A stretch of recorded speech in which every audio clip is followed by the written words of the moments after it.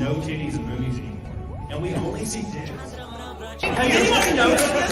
Yes, I love titties. Big old titties.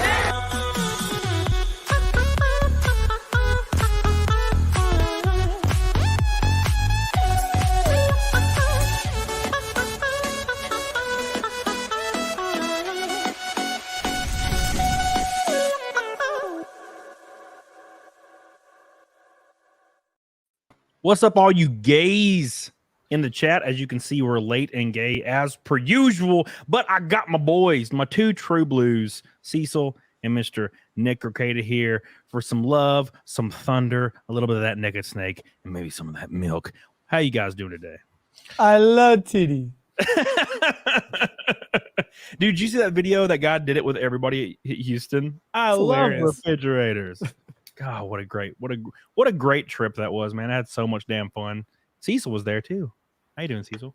And CECIL was there. CECIL wasn't naked the whole time, which was kind of upsetting. No, I was barely naked. He was naked under his clothes. He had to keep up appearances. I was like, take your pants off. He's like, no, I'm not doing it again. And I'm like, what the fuck, man? That's your impersonation. I already did that earlier today. I'm not taking him off again. Not falling for that again. Oh my god, dude! Next thing you'll tell me there's a penny on the floor. Yeah. Oh my god. Speaking of pennies on the floor, Billy Hatcher already getting us started off with a pink boy. Woo! Got my first paycheck on Friday, and I'm off because it's Labor Day. Hell yeah, dude! Which is kind of lame. I wish. Now, look, I don't work a normal job, obviously, but kind of wish Monday wasn't a holiday right now because I'm in the process of doing something, and it's like, oh yes, we had to push everything back a day. And I'm like, you bastard. Thank you, Rockin', one of our boys that was there in Houston. My three favorite gays streaming together. How you doing, boys? Did you guys? I'm speaking of gay. Did you guys? I'm sure you guys have been on Twitter the last day and saw the freaking debacle of Starfield and the pronoun shit. Made me so happy. Yeah, it was pretty fun. I got monetized. Like, I didn't know. I thought to get monetized on Twitter, you had to do the subscription thing. Yeah. And I was like, I don't want to do that shit because, like, I have locals. I don't want people and I don't know what I'd even put on Twitter anyway. So I'm like, I'm not doing the subscription thing on Twitter unless I can figure out some way to make it unique and useful, which I'm not. But then I find out, you could just get the ad thing separately. And I applied and I got it right away. And I was like, ooh, I'm going to talk about pronouns on Starfield immediately. Yeah, dude. And I didn't even try anything. I just noticed that people were talking about it. So I had tweeted about it. I tweeted something ridiculous because people are saying the whole, oh, by the way, the gotcha. You've had pronouns your whole life, bro. You've used pronouns your whole life. And I'm like, look, don't try. Look, I get what you're trying to say, but you're conflating two completely different things because you're being disingenuous when you say, oh, it's just like what we always do. No, it's not, motherfucker. You ain't tricking nobody. It's this Californian bullshit trying to be inserted into everything. And that's why people are upset about it. And of course, that tweet went to the moon. And I had all the pink-haired ladies quote tweeting it like, piss off, white man, piece of shit, like all of them freaking the fuck out. And then you go to their profiles and it's like love and kindness and peace and she, her, they, them. And I'm like, oh, die, you redneck bigot, die. Yeah. Choke to death on your penis.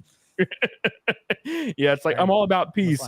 Hope you die. It's like, okay, damn, you're all about peace unless I call you this is kind of related. Did you see the chick who does the pronoun channel on like Instagram or YouTube? She's like, oh, this is how to use frog pronouns. Frog self, frog, that girl. That's a thing.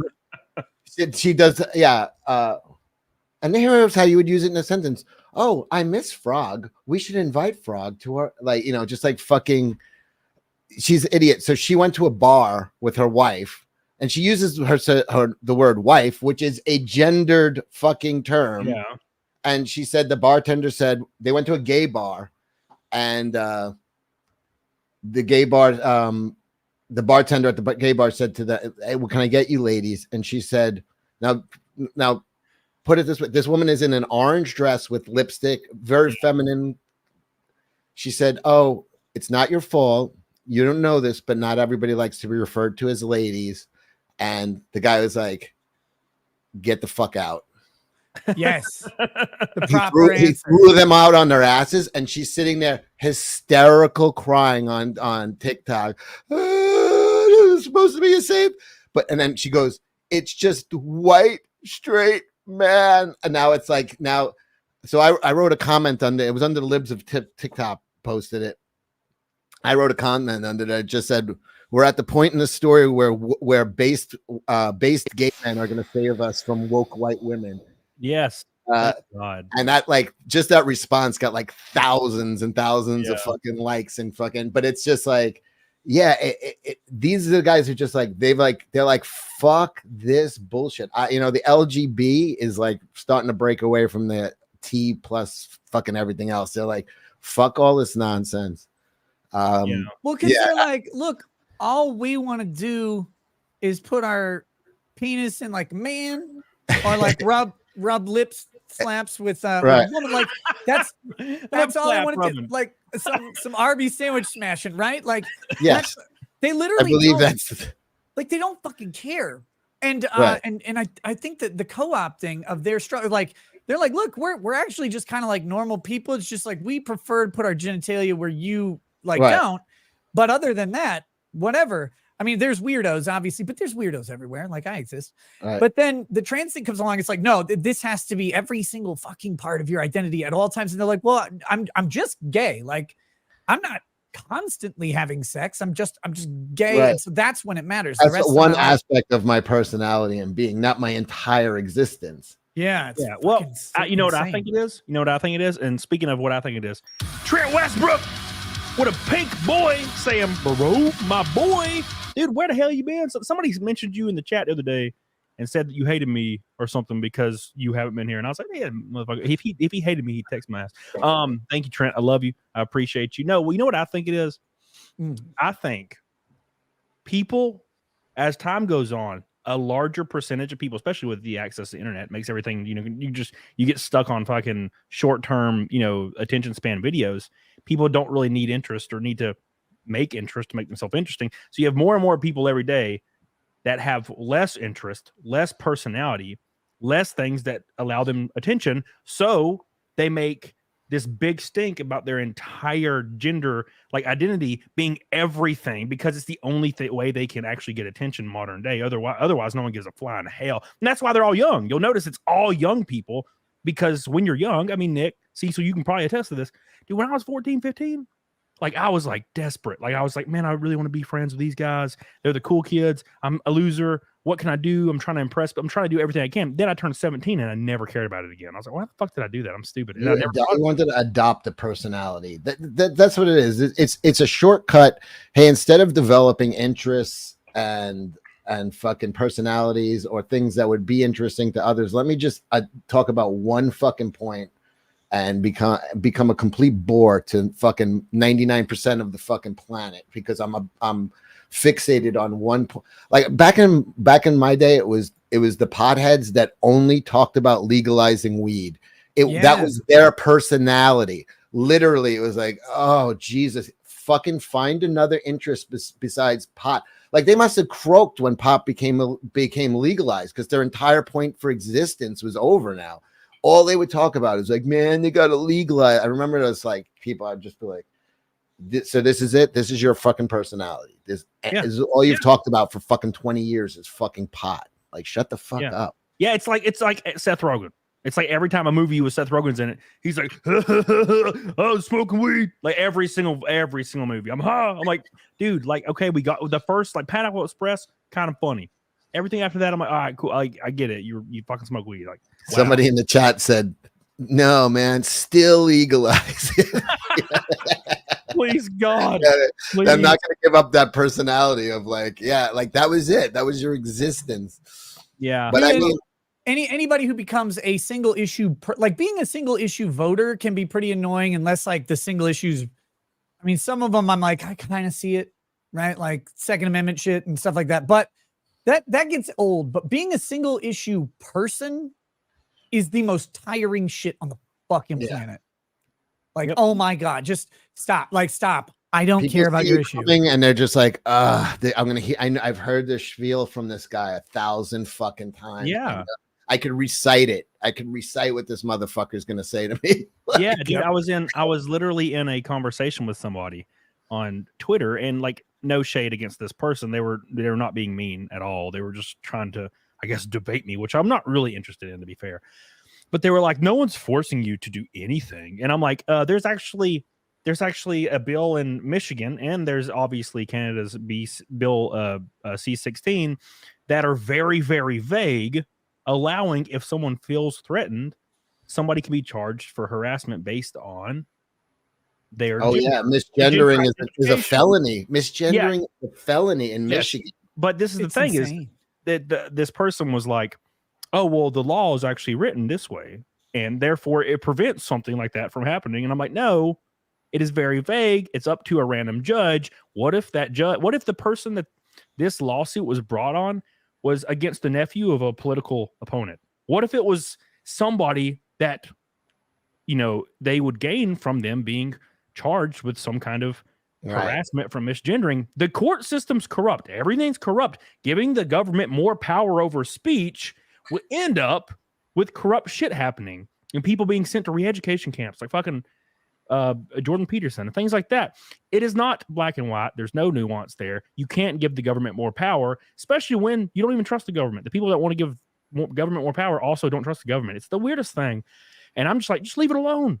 Just leave it alone and tell your children when they're growing up, some people aren't going to respect you. Some people aren't going to be nice to you. And to be fair, they're not obligated to do so. So grow some skin right now, because when you get out of college or you get out of high school and somebody calls you the F slur to your damn face, you better be ready. Dude, so two things. First, you just reminded me of one of the funniest Instagram shorts or TikTok videos I've ever seen. It's a guy dressed up in drag, or I don't know if he's trans or whatever. Yeah. And he's like dressed up as a woman, and he goes out and he's like, I'm going to see what it's like to be a woman. And then it just cuts. And he says, man, women sure do get called faggot a lot. It's like, oh my God. Oh, I love that video. That it's like one of the funniest 15 seconds that I've ever seen. Oh my God. The other thing though is so on this pronoun thing, it's so disingenuous because here's the deal. First of all, I haven't played Starfield and I don't even care. I was literally engagement farming. Like I don't ultimately care, and the pronoun thing won't keep me from playing Starfield. But there are little bitches out there like Lofty. I love him, but he's a little bitch. And he's sitting there trying to do like, oh, it's always been forever. You always had pronouns in games. It's like, no. Yes, obviously you always have pronouns in language, but never for decades, we never had to tell the game what our preferred pronoun was. Right. You may pick the gender of your character. You may not, depends on the game. When you do, they just assumed the pronoun followed the gender, because ultimately, who cares? And a lot of these games write them with actually avoiding a lot of pronouns in general, because part of the immersiveness of a role-playing game of any stripe, much less a computer role-playing game, is the idea that you're actually narrating your part of the story to you. Yeah. That's what makes Twitch compelling when it comes to role-playing games, is people do develop characters and will play through and role play, and people like the storytelling and stuff like that.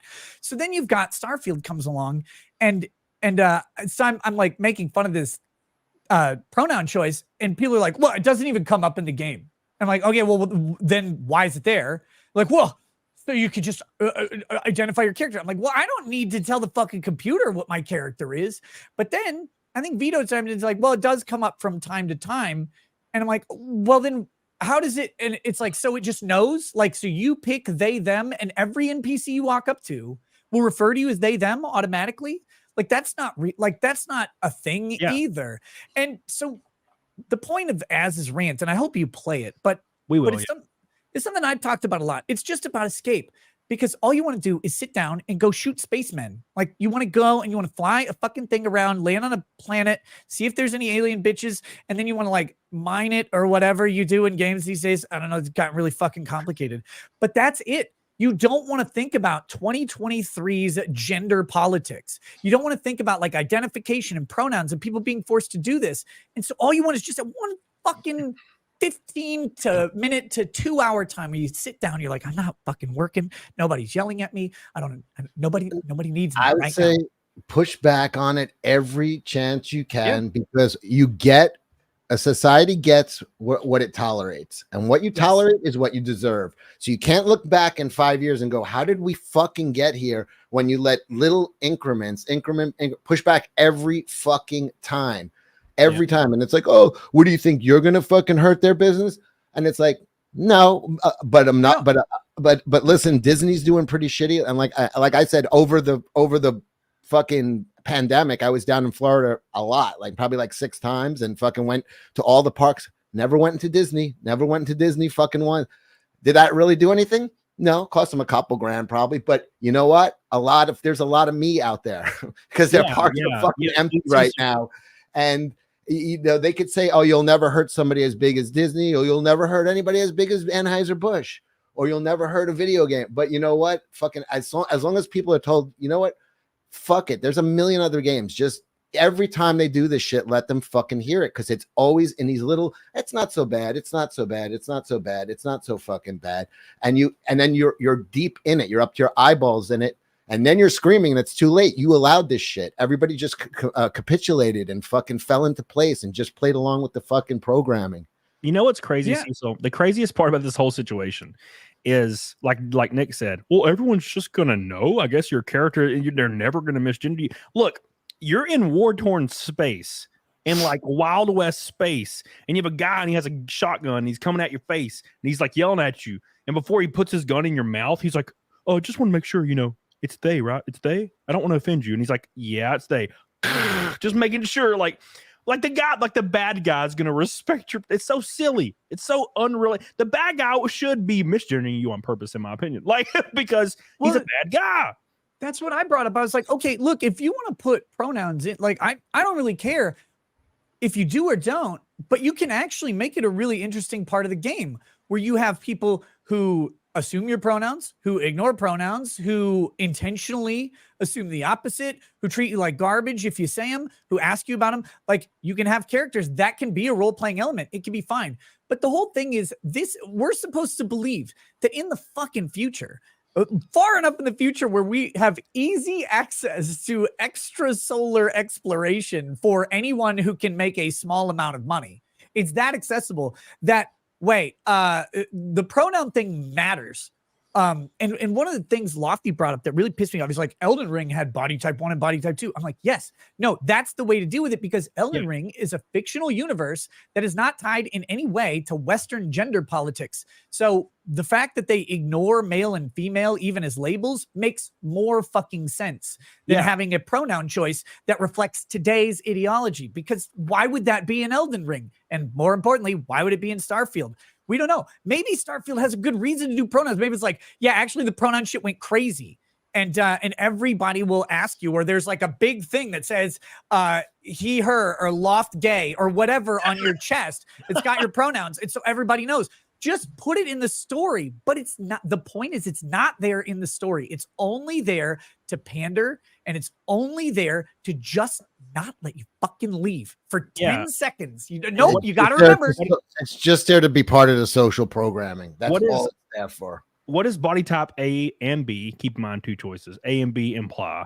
It implies tits, pecs, penis, vagina, or male, female. That's what it implies. There's not body type A, B, C, D, E, F, G, you know what I'm saying? And people are trying to conflate. This is the disingenuous nature of it, because people are trying to conflate, and they're getting huge numbers on Twitter for this, that just picking boy or girl on Pokemon in 1995 is the same thing. And I'm like, dude, you guys are intentionally lying and being disingenuous and trying to gaslight everyone into believing that this has always been a thing. No, he, her, they, them bullshit was not in Pokemon. Male and female.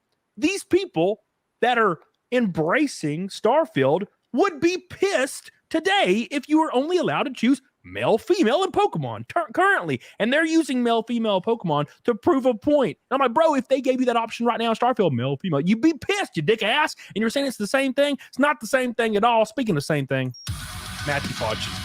Woo! Damn! My God! Tyranny dollars, baby. Yes! Thank you so much. There's a spammer in my chat going ham about not super chat me, and Matthew Fortune got pissed about it, and he decided to drop 200 Canadian boys. Says, look who it is, Camelot's Will, someone who wants him to get a Ferrari and be number one on YouTube. Well, I appreciate you.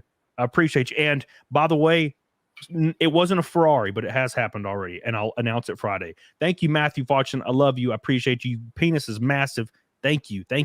First Red Boy of the Night puts us 150 away from the 209th naked snake with the two most sexy. I just have to drop $100 to hear that. Yeah, there you go. Beautiful. Thank you, Matt. I love you.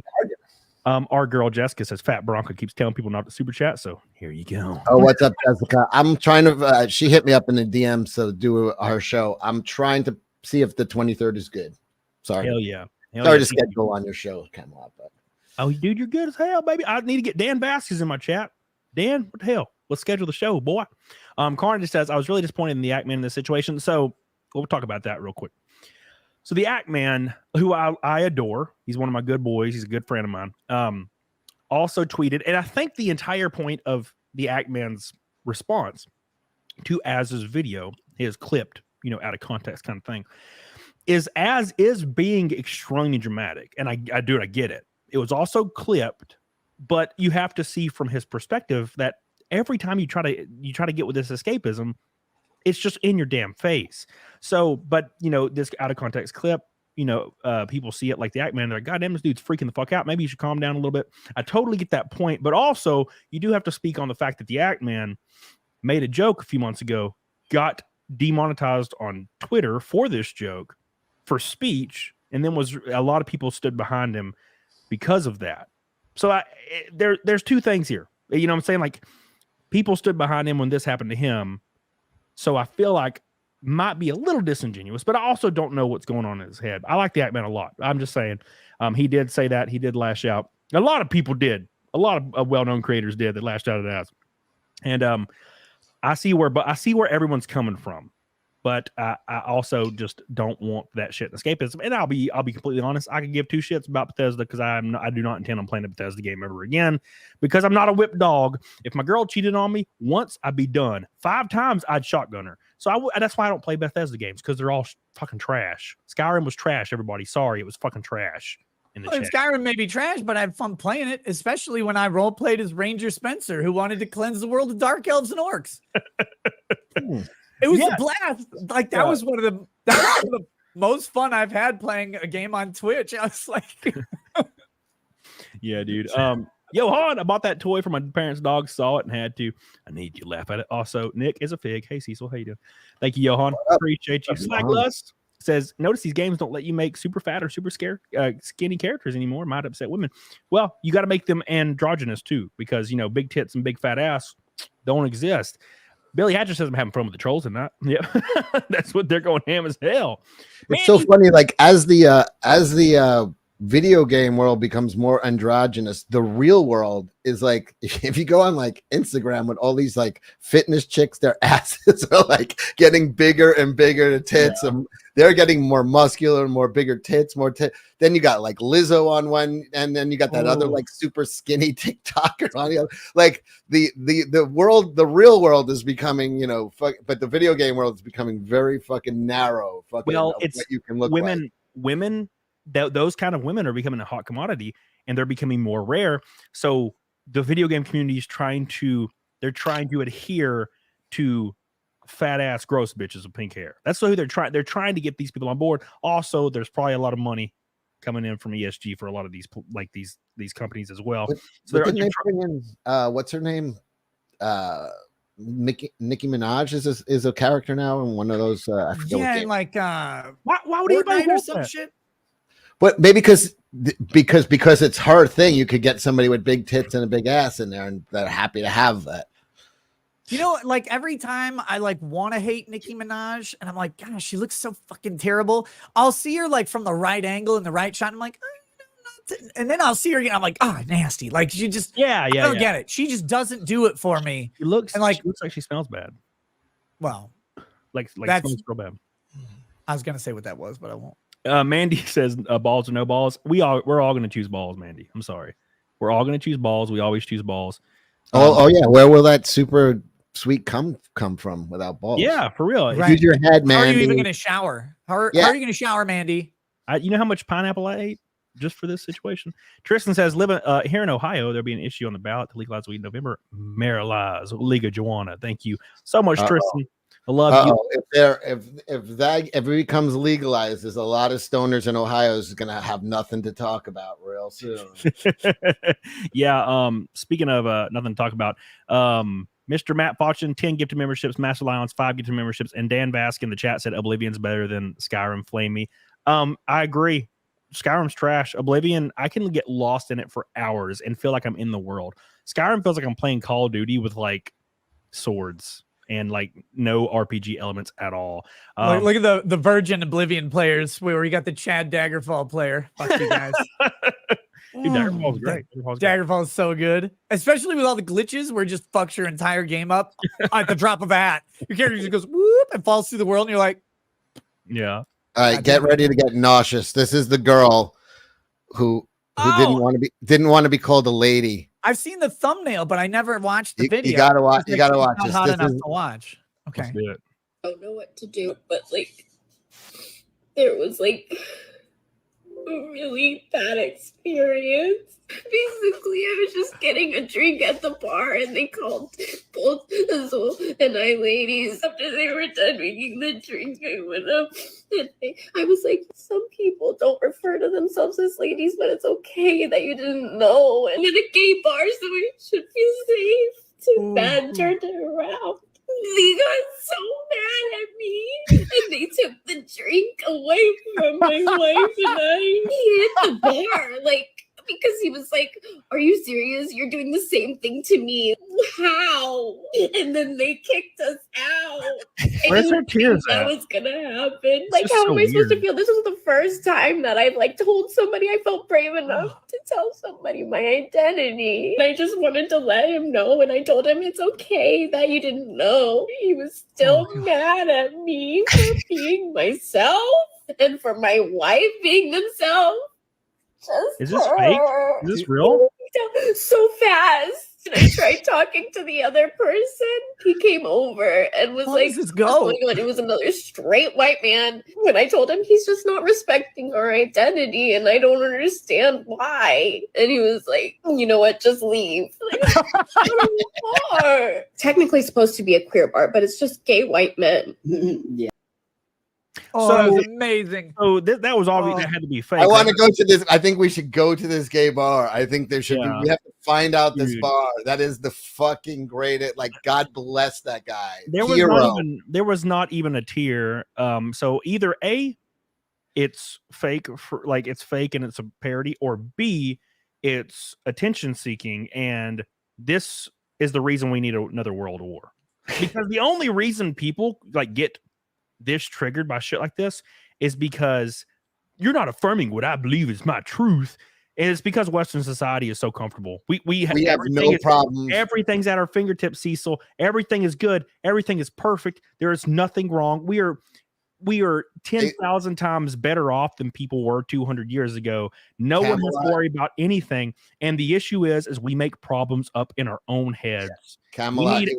When we find the solutions to all of our problems, we'll create new ones. Exactly. And that is what is going on. Because we need to feel driven towards a goal, and a lot of people don't have. We're circling back here to interest. My goal, Cecil, is to buy supercars, work on my race cars, and get better at honing my craft. Play music, write music, maybe get Dan Vass to sing on one of my tracks. You know, if he would come on my show, we can talk about it. But That'd be cool. things like that, that's what I push for. You know, and ass cheeks. Love put my penis in the ass cheeks. So these are things that drive me forward. These other people have no interest. If you don't have any interest, what drives you forward? Social change. Dude, Why not? You know what I'm saying?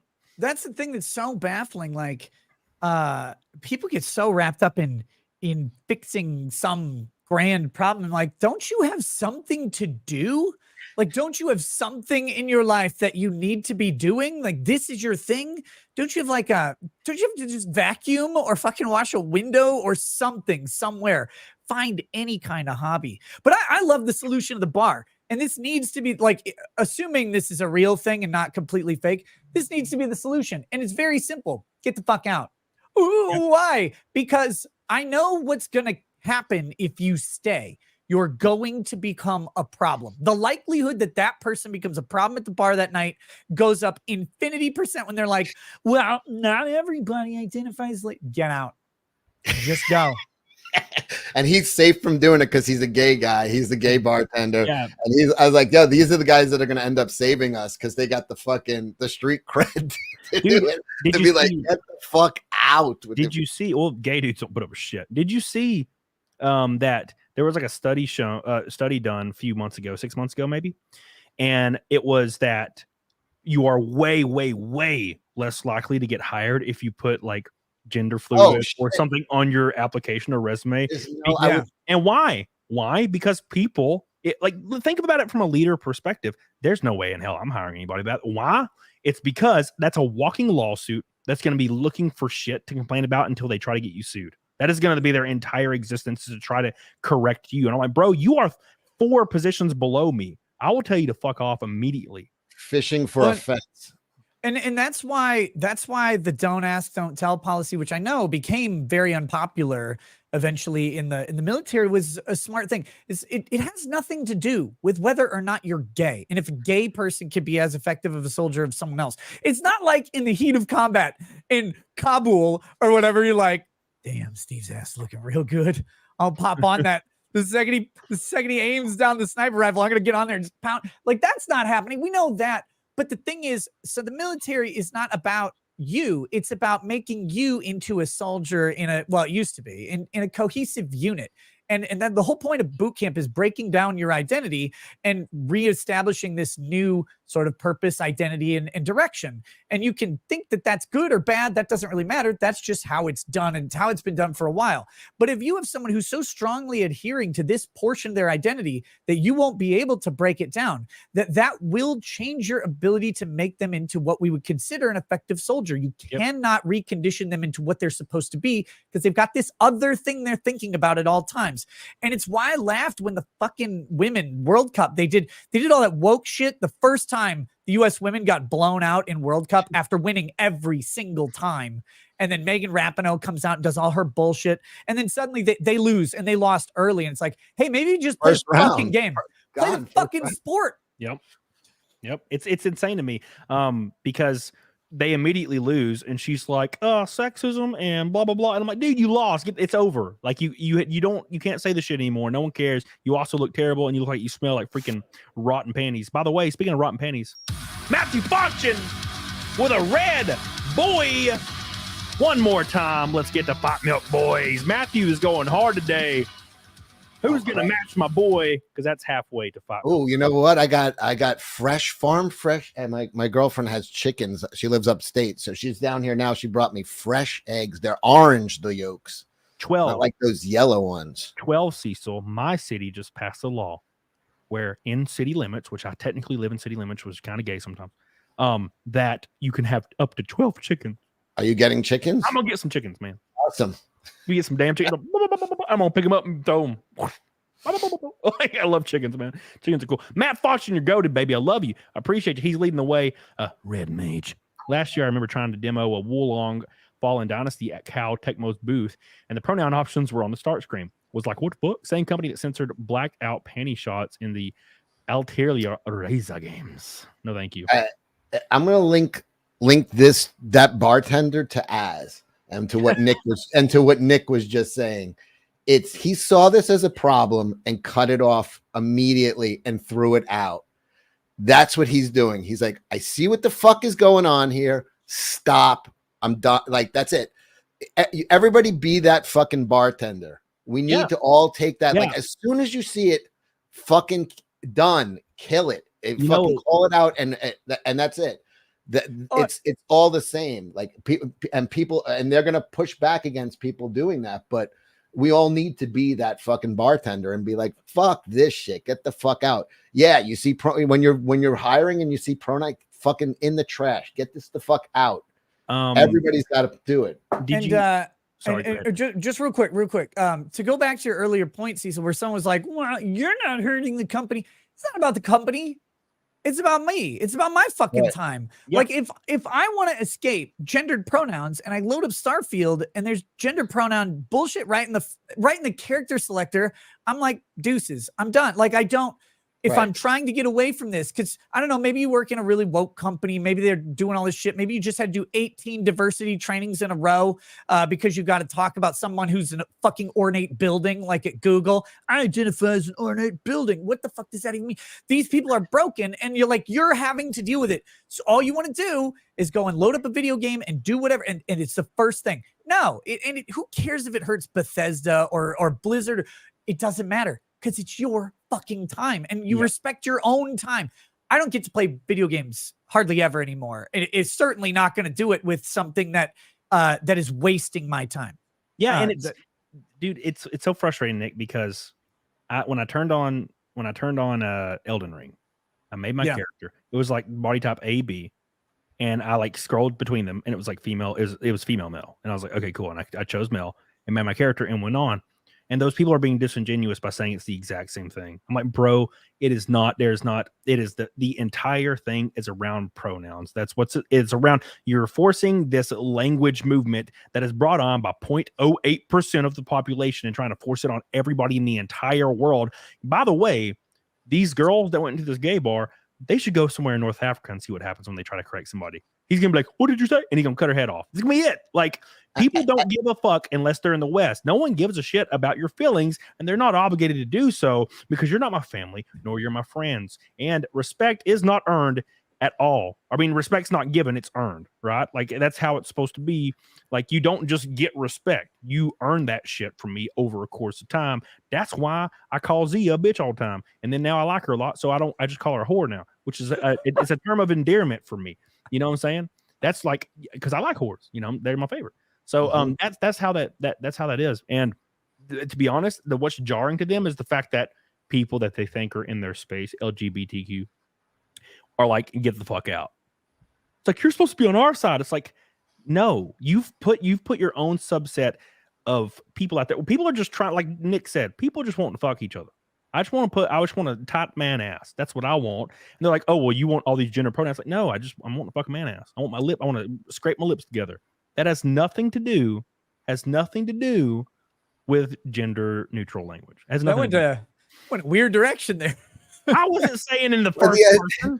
It sounded like you when you said, I just want some tight man ass. Like, it sounded first person to me. I don't know. No. I was talking from a place of, general statements. Kate C, aka Snake Plush. Let him talk, Nick. Don't let him cook, bro. Don't interrupt them anymore. Camelot were 200 times better than 1970s. I know because I turned 21 in 1970. I have this silly thing called life experience. Thank you, Cat C, aka Snake Plush Kitten. Thank you so much. I agree. Dude, we have everything at our fingertips, man. You know what I want to like? I'm like, you know what I want to do? I want to restore a car, or I want to build this engine for this race car. YouTube, Google, step-by-step guides. I would have to go to school for that shit in the 70s.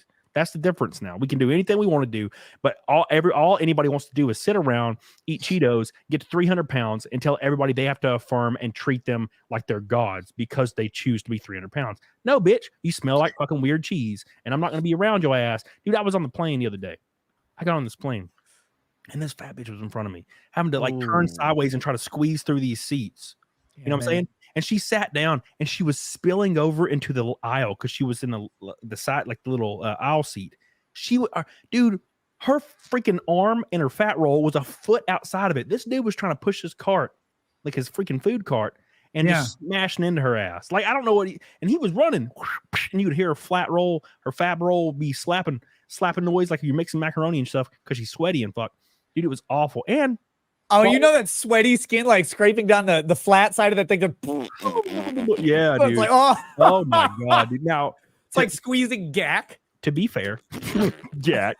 To be fair, the flight attendant was definitely gay, and I had my fucking tank top on. He brought me so much Woodford, I about blacked out for free. He just kept saying, "Oops, here you go." I don't know where this came from. And I'm like, "Bro, this dude's awesome." And old Jesse was with me. She's like, "Dude, his gaydar was spot on." By the way, He's yeah, like, did you eat his butthole later? Or? I would have. I would He have had thought his gaydar detector recalibrated that day. It Dude. was dead on. he gave me $100 of free liquor, and I was literally just making. And she was like, "You should wear that tank top everywhere you go, bro." Like, because my tits were fucking on point. I just did chest right before we left. It was great. Oh, by the way, you're a giant pussy. Oh, I agree. Did you see that? Like, you're nowhere near the bench world record. It was broken the other day. Did you see that shit? No. What do you think the bench world record is without looking it up? Like, just off the top of your head, what do you think it is? A raw? Like a raw bench? Probably Yeah. like 900 something. Right? Really? 1,400 pounds. What? And this isn't What? assisted. This is raw. This What? motherfucker broke. I'll find it. I'll find it. Damn. Yeah, What? bench world record. But Broke. how much does he weigh, Nick? I'm sure he's you know what he looks like, right? He just looks like a ball. He looks like Tess Holiday, Yeah, but it's muscle instead of cake. Yeah, that makes sense. I mean, at one point, doesn't your blood vessels and everything explode from being under that much pressure? Like, you know what? He's gonna definitely die. But Oh, he looks like a trans woman, actually. Hold on, here we Oh go. my I got it pulled up. Let me see. make sure this is in freedom units. Rich said, "What's not Make sure it's not pesos or something. this upcoming weak ass generation may have to defend us in the military." Yeah, they're not gonna do that. They're gonna have to start the draft again before they ever get in there.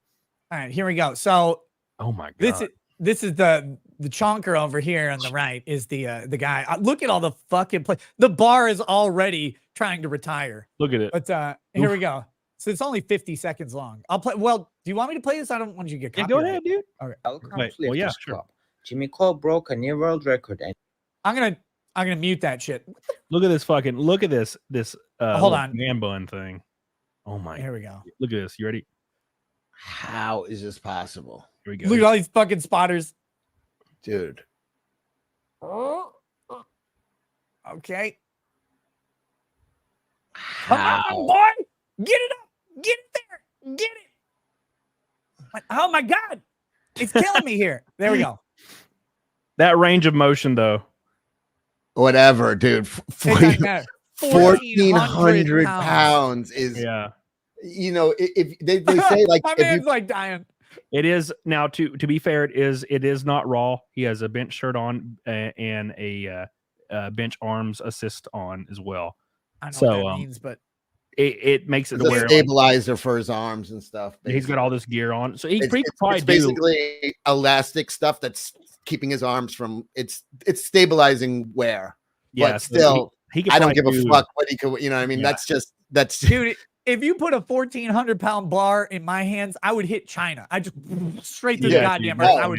that's like a car, man. Yeah, No, that most is- of all, that's- with the that shirt. you would blow out your entire circulatory system. The pressure of having Yeah. 1,400 pounds on you would literally blow out your veins. Like yeah, He was short as fuck too. Did you notice that? He was That probably helps. he That was helps. not big. short arms. Yeah. When I was powerlifting, I used to kill guys twice my size in the gym because I'm short. I have short arms. Yeah. So I'd be like, I would do a full range, but it'd be like, you know, I knew it wasn't exactly fair if I'm going up against a 6'5" guy who's got to like fucking move it twice the distance as me. Yeah. But he could whatever. probably do around 900 raw. I'd imagine. The unofficial unassisted world record looks like the same guy. 804.7 pounds. Daniel Zamani. I don't know that it's, I mean, he's got the same body type of him, but it kind of looks like it might They all be look him. the same when they're that ball shape. Yeah. You're just enough mass and then Yeah. just solid, not pretty muscle of oh wait, no, Daniel Zamani, he's the Iranian powerlifter. That's not him. Never mind. This is a completely different guy. I think that's the Iranian Hercules, the Olympic lifter. If you guys remember him, like Iran was like, well, we want to compete at the powerlifting thing. So you are that, like you're that guy. And they just tyrannied him into being a fucking monster. Yeah, Like that's all he does. He eats and lifts all day. yeah, and then all of their promotional ads and like promotional stuff for him was all fake weights to make him look like he was benching like 90 plates and shit. It was hilarious.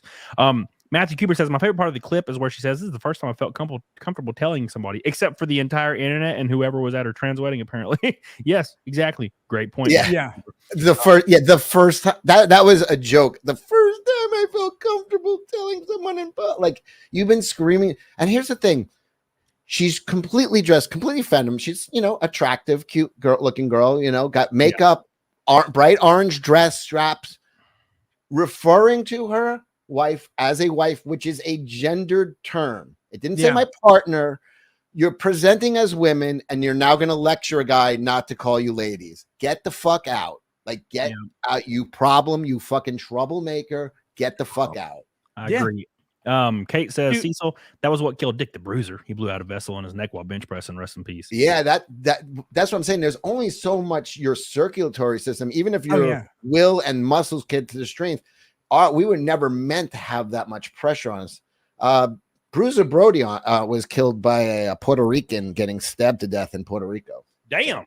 The interesting thing about like muscles and strength, though, is that we are actually a shitload stronger than we typically are able to access, and that's what makes the difference between Olympic level athletes and normal people, is that they use tricks to fool their body into accessing more of their muscle. Obviously, they're better trained and stuff like that too, but they also go that extra mile. It's the Olympic sprinter thing. The crazy thing is the spread between a normal person and an Olympic sprinter under adrenaline is actually very small. But they go through enough training where they trick their body. When that gunshot goes off, their body floods with adrenaline, and their muscles move at the maximum amount that they're able to do. And it's why a lot of times you see them cross the finish line and they'll fall over and pass out. Dudes will come massage them. You hear stories of people getting lifting a car. There was one guy, he was mountain climbing, and a fucking rock lands on him. He estimated this rock to be like 1,600 pounds, and he's sliding backwards down the mountain with this big slab on him, and he eventually literally just shoves it off. But he tore both pecs, ripped the ligaments in all of his arms and stuff doing it, but his body no, it's this or die. We max out all the muscle fibers, engage, and you go. People are hard to kill. Like we are, it's hard to die. Like dude, it really is. I wasn't that hard for Kobe Bryant to be fair. Well, that's a little different because he disintegrated. No, do people find babies in sewer drains? People find babies in sewer drains. Been there for a month. Yeah, screaming, and I'm like, how did that some bitch not die? You could throw a baby out of a window and then hit it with a car and it lives. And I'm like, how is this fucking possible? I'm gonna get a little. You tried this, Camelot. I'm gonna get a little weird on this, but I have a theory. We're always saying like, if we could upgrade our brains into a robot or something like mechanical. And I'm thinking, if you look at ourselves, we are on a really micro, under super fucking microscopic. Our cells look mechanical. I'm thinking we were mechanical, and this was the upgrade to put us into a body like this, into flesh, was actually the upgrade from, because think about my dick could have been a piston. I'm thinking how many computers can last 80 years?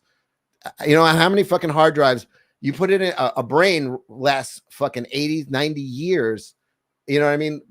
It is an upgrade in a way. It doesn't degrade as fast as mechanical shit. It's more resilient. It's self-healing. We might have been the upgrade. And if you look at ourselves, we are mechanical on some level. Oh, absolutely.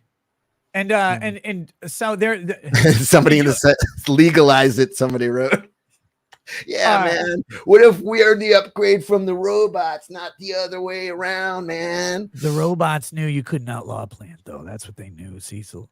Did you ever watch? I know you're a gay comic book fan. Did you ever watch Stan Lee's Superhumans? Did you ever watch that show? A few times, yeah. I caught a couple of them. There were Monkey Man. The Monkey Man one was great. The Indian dude. Yeah. My favorite thing about all the Indian dudes, all their stories started the same, right? They're like, well, I was working tech support and I wanted to kill myself. So what I did was I went over and the one guy is immune to electricity. He's like, I looked at the power line and I was like, well, this will be the end. And he grabbed the power line and lived. He's like, then I found out immune to electricity. And then the other guy's like, well, I was tired of life because I had to burn 3 wives that day. And then my daughter-in-law, she decided to be promiscuous and we had to honor kill her. And so I was going to end my life. And I went to the bridge and I was looking down and I see the monkeys. I was going to jump off the bridge, but I saw the monkeys and they were climbing. And I was like, oh, I could climb like that. So I did. And then I climbed like that for crazy. And you're like, that's your story? Every Indian guy's story starts with suicide and ends with fucking superpowers? I was working tech report, and this one woman from Minnesota was driving me insane. So I went to jump off a bridge, and that's when I found out I am rubber. I bounced right back from it. They all start like that. It's like in America, you need to be bitten by like some horrific spider or whatever. Like you have to have nature try and kill you. In India, they're like, God, just whichever I one. was trying, so I'm themselves, trying to kill live. myself. Yada yada yada. I'm trying to kill myself. Well, I ate the curry and found out my butthole is made of cast iron because I could not. Every time I poop, it never was hot. No matter how hot the curry was going in, it was always cold going out. Yeah, like it's the same. Every one of those stories. But anyway, back to my point. There was a dude. He had unrealistic grip strength, like insane grip strength, and this dude was not big at all. He was like a normal looking dude. You got Camelot's full attention right now. But they tested him, and they tested his like muscle engagement, and the average human's muscle engagement is like 35% or something, and his is over 60. For whatever reason, his just like when he grips shit, it's 60% of his muscles are engaged, and it's like, oh god damn. And it's funny because he's so much stronger than the average person, but you look at him, he just looks like a normal guy. It's wild, and it's a lot of people in the chat are claiming going back to the guy that lifted 1,400 pounds or whatever, claiming he was on roids. Yeah, no shit. Yes. Where did you find out? Were you also shocked when Liver King announced that he was on steroids? Were you shocked? Wow, I was a little shocked.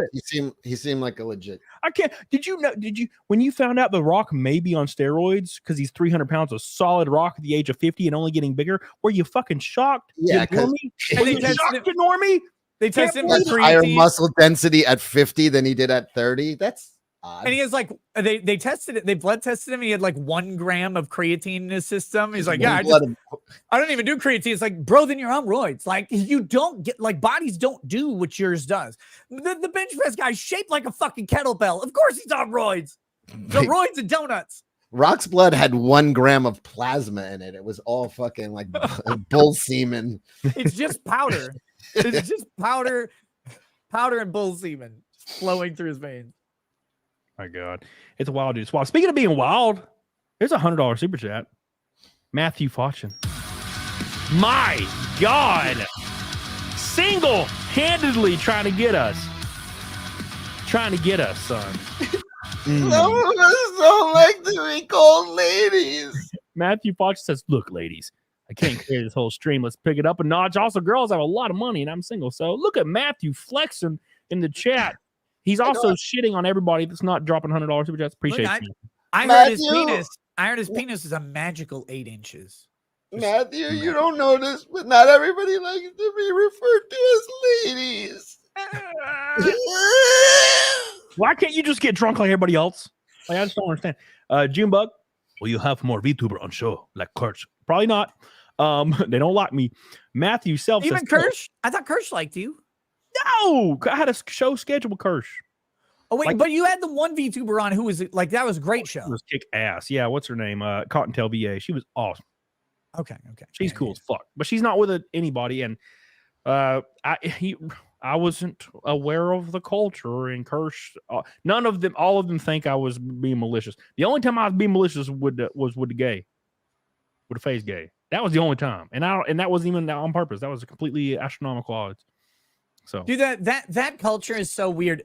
What VTubers need to understand is, my sisters in Christ or brothers, as it may be, if your contract can be canceled because some dumb redneck from Alabama makes a joke and posts a picture of someone else says, "I'm not here with people," and they can cancel your contract, then you need a better negotiating party, by the way, because that shit is well beyond your control. And I don't know if that's actually real, but that's what people said. And they're like freaking out. They're like, you can get Pippa removed from, I don't know, or whatever. Or from Faith Connect. It's like, then Faith Connect is doing predatory contracts. And by the way, I actually think that VTuber contracts are very likely predatory. Yeah, and that's no slight to the VTubers. That's all the slight. This is a media industry standard. It's been going on forever. Dude sent me this is a while back. A dude sent me a record contract. He's a DJ EDM producer, right? And he's like, "Hey man, can you help me? Can you look over this contract? They want to license my song." And I look at it. It is predatory bullshit. He can never use this song again. They can use the song for whatever they want. They can never publish the song or whatever. And they're going to give him like $500. But they say they might put it on an album in the next 6 months. Right. And he's like, this is my shot. I'm like, dude, you realize that once you sign this, you can never use that track again. You can't sample it. You can't do anything. They own everything about that track that you made, that you put together. And he's like, but this is my shot though. And that's the fucking problem. So many people have been trying to access big media for so long. You see it in acting. We saw it in the fucking FaZe Clan, the Twitch streaming lawsuit with that one guy. What was that? Not FaZe Super Gay or whatever. Where they're like, oh, they moved him to the content house or whatever. And then you see the contract and it's like, these guys have no agency, no life or whatever. They get picked up at 19. They get made into the celebrity because they're good at something, but they get the branding and the advertisement and the marketing from some company that's like, well, we need this streamer to be 2 million subscribers. And the company puts that into them, but then they own everything about them. Yep. I bet that it's the same shit for VTubers. Yep. Like if Pipkin leaves FaZe, she's never Pipkin again or Pippa again. If any of the HoloLive people leave HoloLive, they're never that again. And they could replace them. In fact, it could have happened multiple times. We would never know. Yeah. So right, they use a voice, whatever modulator to make it. Right? I've talked to these people, obviously not naming names, but I know for a fact that some VTubers bring in $400,000 a year for their companies and they see $30,000 of it. Shit. The reason they're getting literally like a 10% split right now. And the reason is because they sign up, like Nick said, they sign up when they have nothing and all they want to do is be a part of the spectrum. And they sign up, they sign a predatory contract, they get huge. Now, if they break that contract, they have to start from square one with nothing that relates to them at all. Therefore, it's terrifying to get out because $30,000 sounds way better than zero. So that's the entire, it's all predatory. And I know for a fact, some of the largest VTubers out there are making, they're making fucking less than McDonald's employees that work full time right now. Yeah, so a couple things in the chat. Someone said, record labels are out. Dan Bass, record labels are obsolete. Yes. But my point is not the record label. My point is the culture that the music industry started, where they would grab these young artists and this Creedence Clearwater Revival is the greatest example of that. Those guys own none of their songs, that catalog, that Creedence catalog, I mean, that is like fucking the soundtrack of like legendary, 70s. Like they don't get in fact, they have to pay the company when they play them in concert. They have to pay.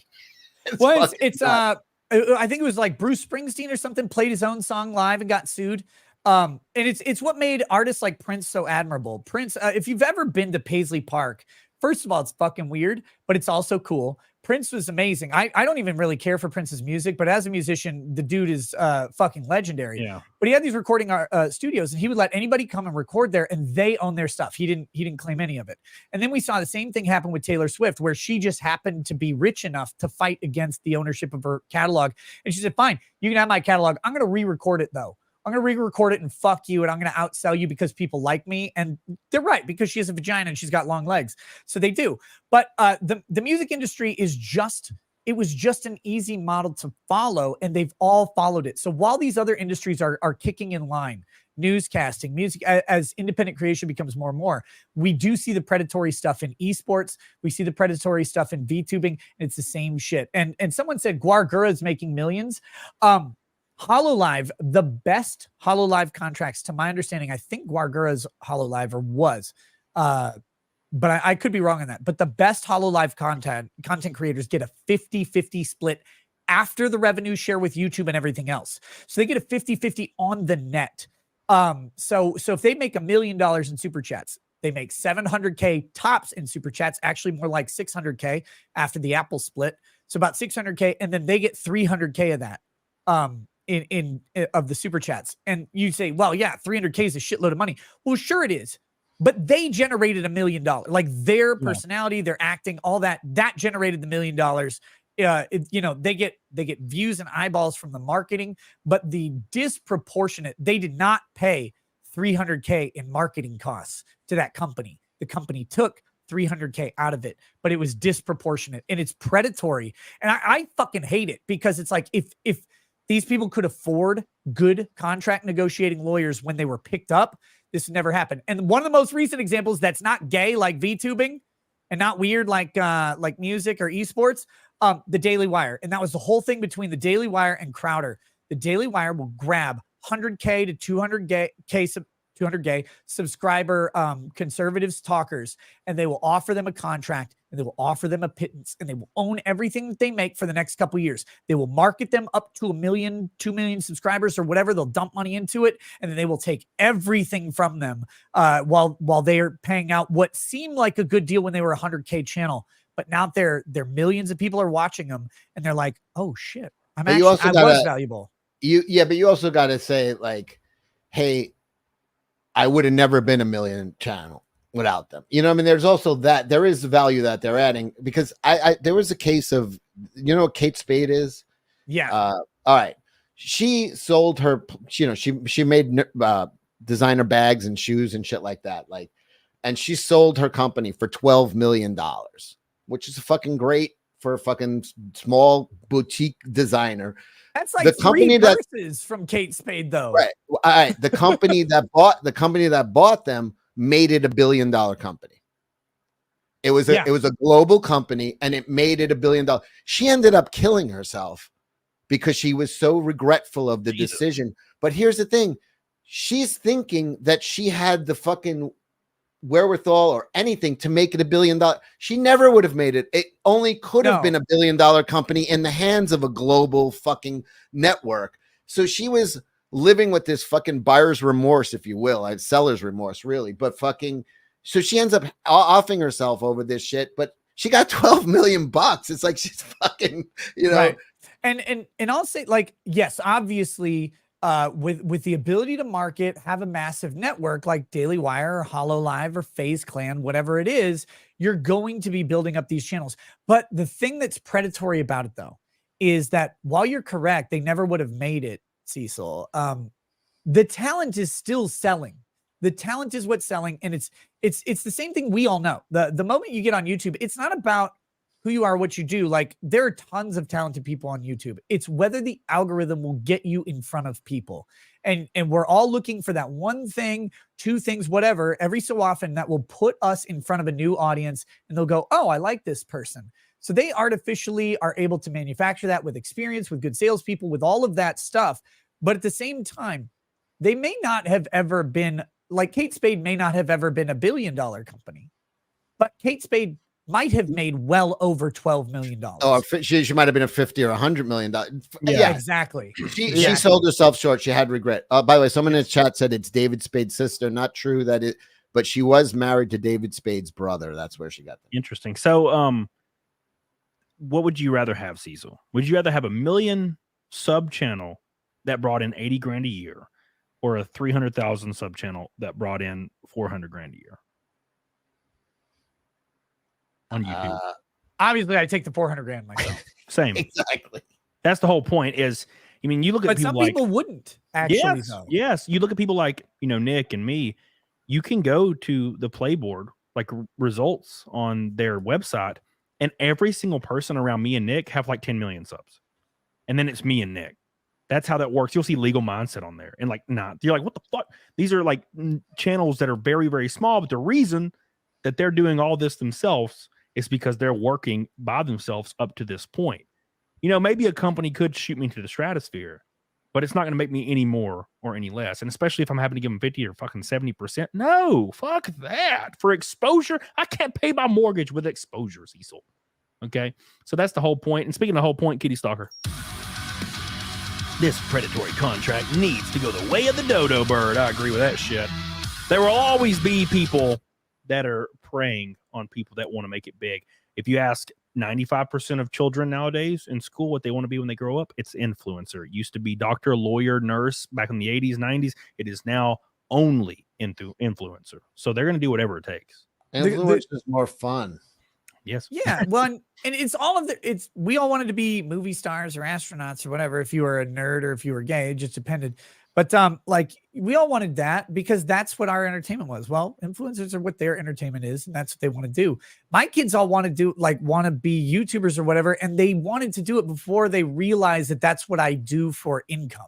Like they had no idea. They might the younger ones would have this vague idea that I would, talk on a camera, but they wouldn't really realize that was my job because, they don't have a concept of what a job is so much. They used to come to my law office, but still it was like, we're going to dad's other place and having fun and eating like candy. Dad's over there. Dad's working in his office getting drunk right now. Daddy's at work. That was true at the law office too, Cecil. That is true. No, it's mommy said to bring daddy another bottle of whiskey. He's working. It's wild to me because children and old people are like the same when it comes to this. Because I'll tell like somebody that's like 65. They're like, so what do you do? And I'm like, well, I'm a content creator. Like I do shows and videos on YouTube and other sites like Rumble, stuff like that. And they're like, and you make money doing that? And I'm like, yeah. And they're like, how much do you make? And I tell them roughly because I'm not shy. I don't give a fuck. And they're like, and all you do is talk to camera. And I'm like, yeah. And they're like, well, that don't make no sense. And I'm like, yeah, well, it's 2023. There's a reason because people want to watch a show with real ass people that just sit there and chill like they do, that are like-minded. They're kind of tired of turning on the TV and you have a well-shaved, like well-hair dressed gay man acting hysterical because Trump said maybe not the best example to use as an alternative to you. Not really, yeah. Well, it's like Anderson Cooper. Like people are tired of that talking. Still not head, the best example. Talking head, speaking hysterical, being dramatic, saying whatever he's hearing in his ear. There's a reason why G4 TV failed so hard. Because they were trying that formula, $1 million studio, everybody's dressed nicely, reading scripts they didn't write, pushing agendas that they don't either believe in nor did not write. It's all bullshit. It's all fake. People want real ass people that talk about smashing pissers and grinding labias. And that's what we do. And that's why we're here. And that's why we're only $350 away from Fight Milk. Oh my God. Holy shit. Damn. Thank you, Kitty Stalker, again for your pink boy. I love you. And I appreciate you. But dude, it's wild as hell. It's wild as hell. And I don't envy the VTubers, and I can't work with them anymore unless they're completely not even kind of related to like HoloLive or fucking FaZe. No, because all of these companies are so like, I hate to use the word, I hate to adopt the language. They're so brand conscious, but it's like, but this isn't damaging your brand. Like no one's damaging your brand. Pippa coming on Camelot was not damaging to the brand. No one cared that Pippa came on Camelot to like, that didn't fuck with FaZe, but they have these weird like walls that they erect all over the place. And it mirrors like the ESG shit. It's like, you need to stop because you need to realize that your audiences are following the VTuber. And even if they don't like the host, like they will go and follow the VTuber and be glad that they did a guest appearance, even if it's with someone they don't like agree with or like, so long as it's not like a crazy, insane person. But that's something that doesn't really come. And if Camelot acts crazy and insane, they'll just go, this guy sucks. I can't believe he disrespected my queen. And then they'll just tell him to, it's over. Yeah. To noose himself or whatever, like they did. Yeah, but to be fair, I'm still subscribed. I still love Pippa, even though I know she hates my ass, but I still love her. And I'll see her shows, and the viewership is not, it's like 1.5K concurrent instead of like 4K now. So I don't know what's happening there. Is there like an algorithm shift? Are people losing interest? What's going on? It's weird. I think YouTube has shifted away from live streams in general. I think their algorithm is focused more on delivering shorts. Because they get to deliver a shitload of shorts, they get to deliver ads very consistently, and they don't pay much at all per short, or per short creator. So it's a very popular content model, and I think just in general they're just not pushing live streaming, and they know that Twitch and Kick haven't blown out of the water on the live streaming format, and same with Rumble. Frankly, is doing really fucking well on live streaming too. But it's like, I just think that YouTube is like, no, we're going to focus on delivering ads through shorts because we can charge a shitload, pay creators a lot less, and we can deliver just a ton of 10-second content. Because that cycle through, like, that's eyes. To get 2 ads on a YouTube video, you got to be 8 minutes. To get 2 ads on shorts content, it's what, 85 seconds between the different shorts. Yeah, it's and shorts suck. Shorts suck ass. And I don't watch shorts. Look, sometimes I Our watch. attention spans are getting smaller and smaller. Yeah, and smaller. yeah. And I kids won't even watch right now. If you ask a kid to watch a movie, it's like 20 years ago asking a kid to read a book. They're like, a movie. Yeah, I don't have time for that. Well, I used to scroll. Watch 1,000 TikToks in that time period. I used to scroll reels, and I don't even do that anymore. I just Dude, I do. For some reason, I don't know, it's not appealing to me anymore. But the thing is, it's so profitable for not the creator. Like I could have a short get 100 million views like 5 times a month on YouTube, and I'll get paid like $17. Yeah, it's nothing. It is literally predatory and robbing people. You have to your shorts, they have to consistently hit like 50 million views for you to get money. But the thing is, like, I don't watch shorts on YouTube, probably because my algorithm is all fucked up. On Instagram, my algorithm is great. Right now, it's all people breaking their legs in like MMA fights or falling off of a fucking roof or whatever. That one of the kid, the last one who like put the weight on it and it's bent sideways all the way. Oh my God, that was fucking brutal. No. I'm getting car accidents and getting black people shooting each other. I'm like, man, these are great. I could watch this shit all day, and I will. I'll just Brazilians closed circuit TV should be a channel on like of just people getting robbed, and then because it's legal now in Brazil, if you see a robbery going on, for you to use your car to kill the robber, you will not be prosecuted. So you have all these things of like these dudes rolling up on motorcycles, and then a dude in an SUV going like 80, exploding, annihilate them. Yeah, they will not. They will not be prosecuted in Brazil. Vigilante justice, baby. We need it. We need it. I'm all about. I saw some dude in a Latin country. He was fighting with 2 other people, and he had a machete, and he threw the machete at the one guy who's like, or he's like, whatever, right? And he blocks. Very good. Yes. And, I had to correct good, that. Good, I had to good correction. Excellent correction. So that he picks up the machete though, and the other person like distracts the guy, and he goes up and he just right in the fucking head. The guy driving. I was like, this is on Instagram. Like you couldn't see. It's not like gory or whatever, but you're like, holy shit, my man just got clipped right there. No big deal. Style, Jason fucking. Yeah, dude. It you know what's weird, and this is kind of something I don't care for, is for some reason, Twitter out of nowhere is I just see gore like all the time. Oh, I don't. Gore. I'm just scrolling and then somebody gets their head cut off, and I'm like, okay. And it's some random. Don't click on it. Just don't click on it, and it goes away. I was addicted to clicking on it and then I just was like, let me just scroll past it. It'll stop coming in. Yeah, dude. It was wild as hell. Wild as hell. And dude, the crazy thing is sometimes, okay, so I was following this person and they liked something, and it was some girl, and they had like 10,000 followers, attractive girl in profile picture. So I'm like, oh, who the hell is this? Do I know this person? So I go creeping and I click on their account, and it's literally just every single thing is them retweeting a video, and it's somebody getting dick down, like full on cock, and just fuck, boom, boom, boom. And I'm like, wow, what the fuck?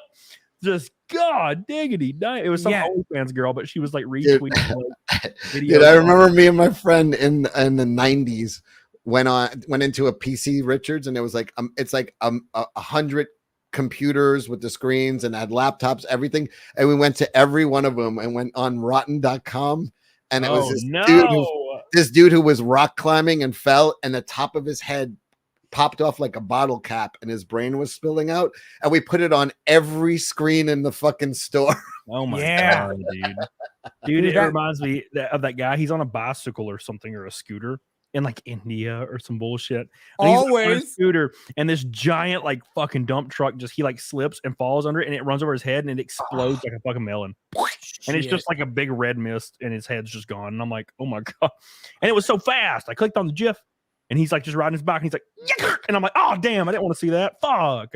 Yeah, or when you see like the fucking industrial accidents where someone gets caught in a big industrial lathe, like they get caught and they start spinning around. They're like holding on for dear life, and then one leg slips off, and then it hits the concrete and turns into a fucking noodle, and then it's just blam, blam, blam, and all of a sudden they're like, they just get misted across the whole goddamn factory, and I'm like, holy shit! Like, I guess OSHA matters. Oh my God! I guess, It's like when you see freaking people in India and they're like making cast iron shit and like pouring hot shit, and they're wearing like their dresses for some reason, and they're barehanded holding these big metal things with lava in it, and they're like bare feet and walking around. I'm like, what are you guys doing? What are you guys doing? And then they go cook like on the street afterwards and like with their bare hands throwing it in the fryer. And I'm like, we're all gonna I get would AIDS. never go to China. I have no desire at all to go to China or India.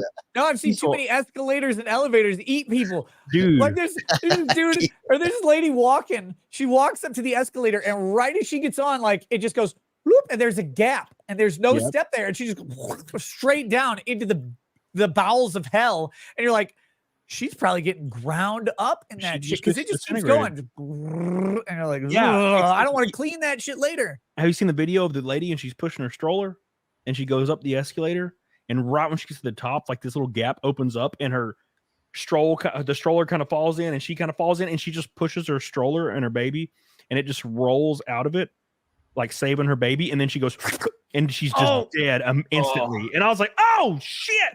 Why they gotta make it like freaking a wood chipper in that bitch? Or the rascal going into the fucking elevator. You've seen that one, I know. He There's just bumps into the doors, and then all of a sudden bumps into the doors just go loop, and just and he just falls like freaking 8 stories and splats. Dude, good job, Emilio Estevez, you fucking idiot. There was a case in New York. It was a big lawsuit over it. The guys were working on a elevator, and they had to turn off like a kill switch. An elevator can't move while the doors are open, and the guy working on it left it so the kill switch off. So this girl fell down, and half of her body, and this is a full lobby of people, half of her body was hanging in the elevator and half was out, and fucking she got and fucking split in half right there in the lobby in Manhattan. Fucking, it was a huge deal. I knew people. I met somebody who fucking was there that day. They're like, it was a fucking living nightmare. Like that reminds me of that dude. It's like 3 stories up at this mall, and he's going up the escalators, and he like jumps on the side of the escalator to kind of ride it because he's retarded, and he just falls off and goes between all the little loops all the way down to the bottom floor and splats, and it shows him fall on the CCTV on the 3rd floor, and it goes down to the 1st floor, and he hits it like a bullet. He's like, yeah, just dead. And I'm like, oh my god, damn! Don't play around with the escalator, baby. What are you doing?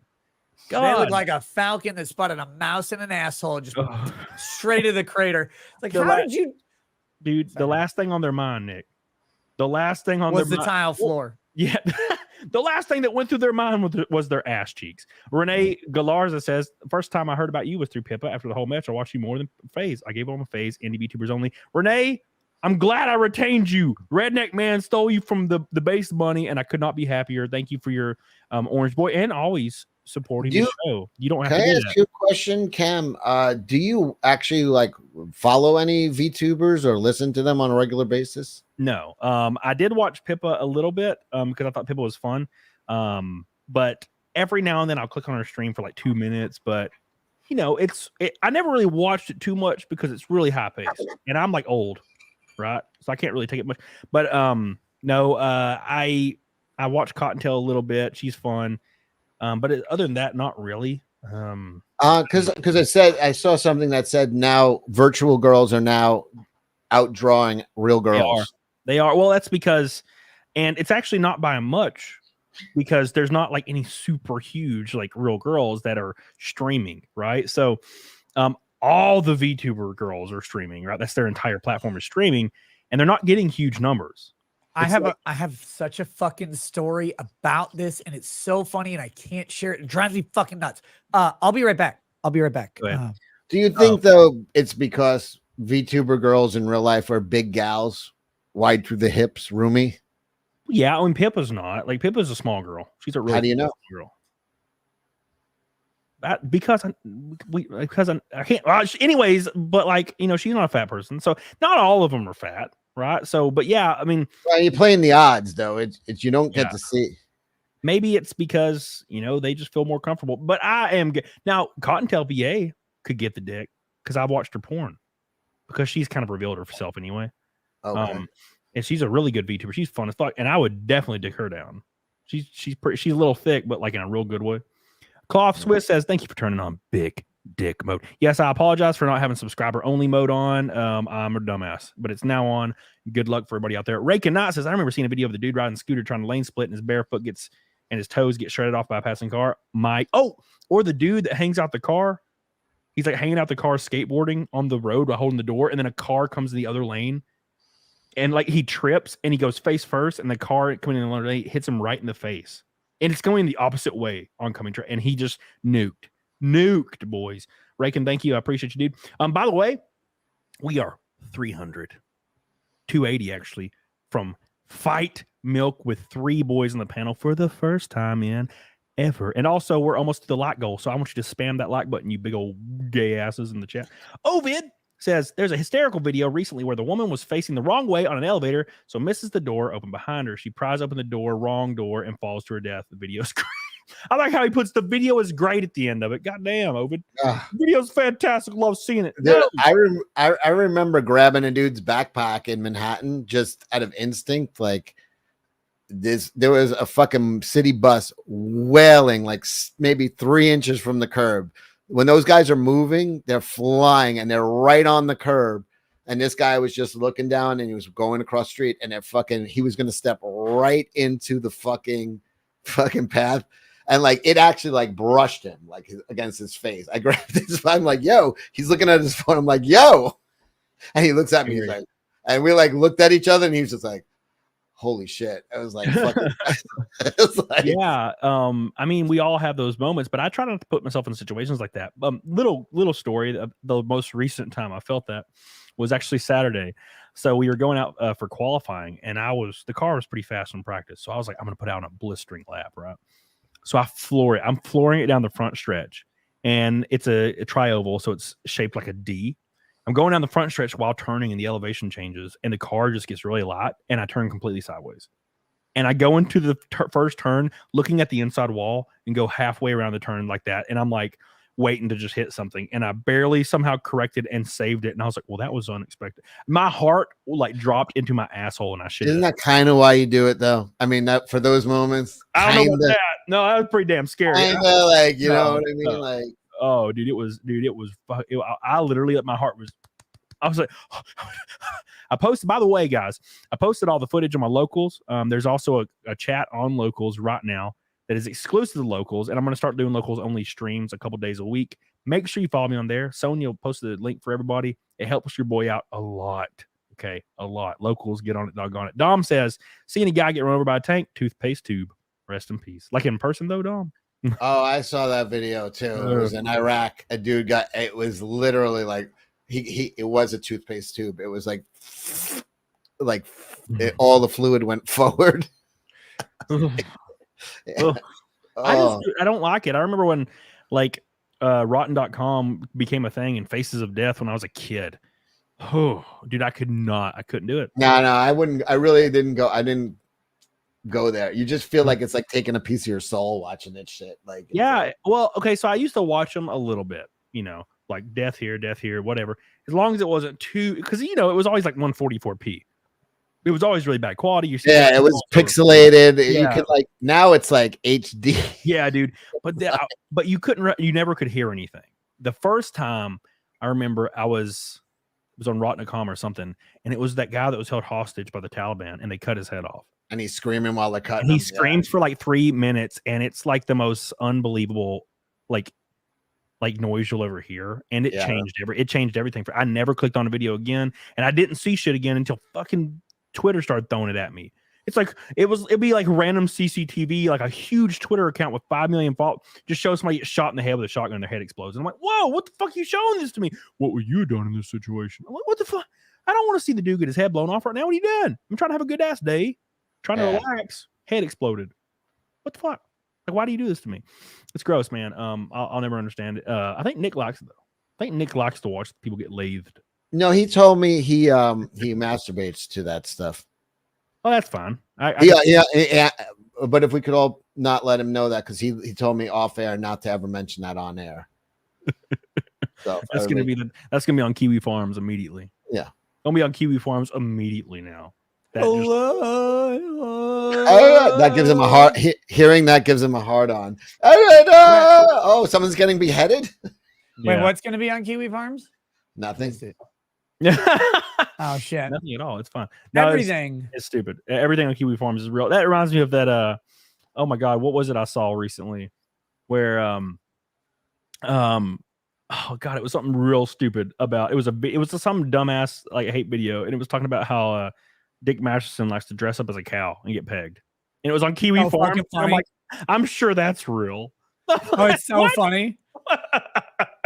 The only thing about that bothers me is that the name of the cow when he calls himself Juju. That's my girlfriend's screen name is Juju. It's very unfortunate that he picked chosen people. Oh no, yeah, twice in a row.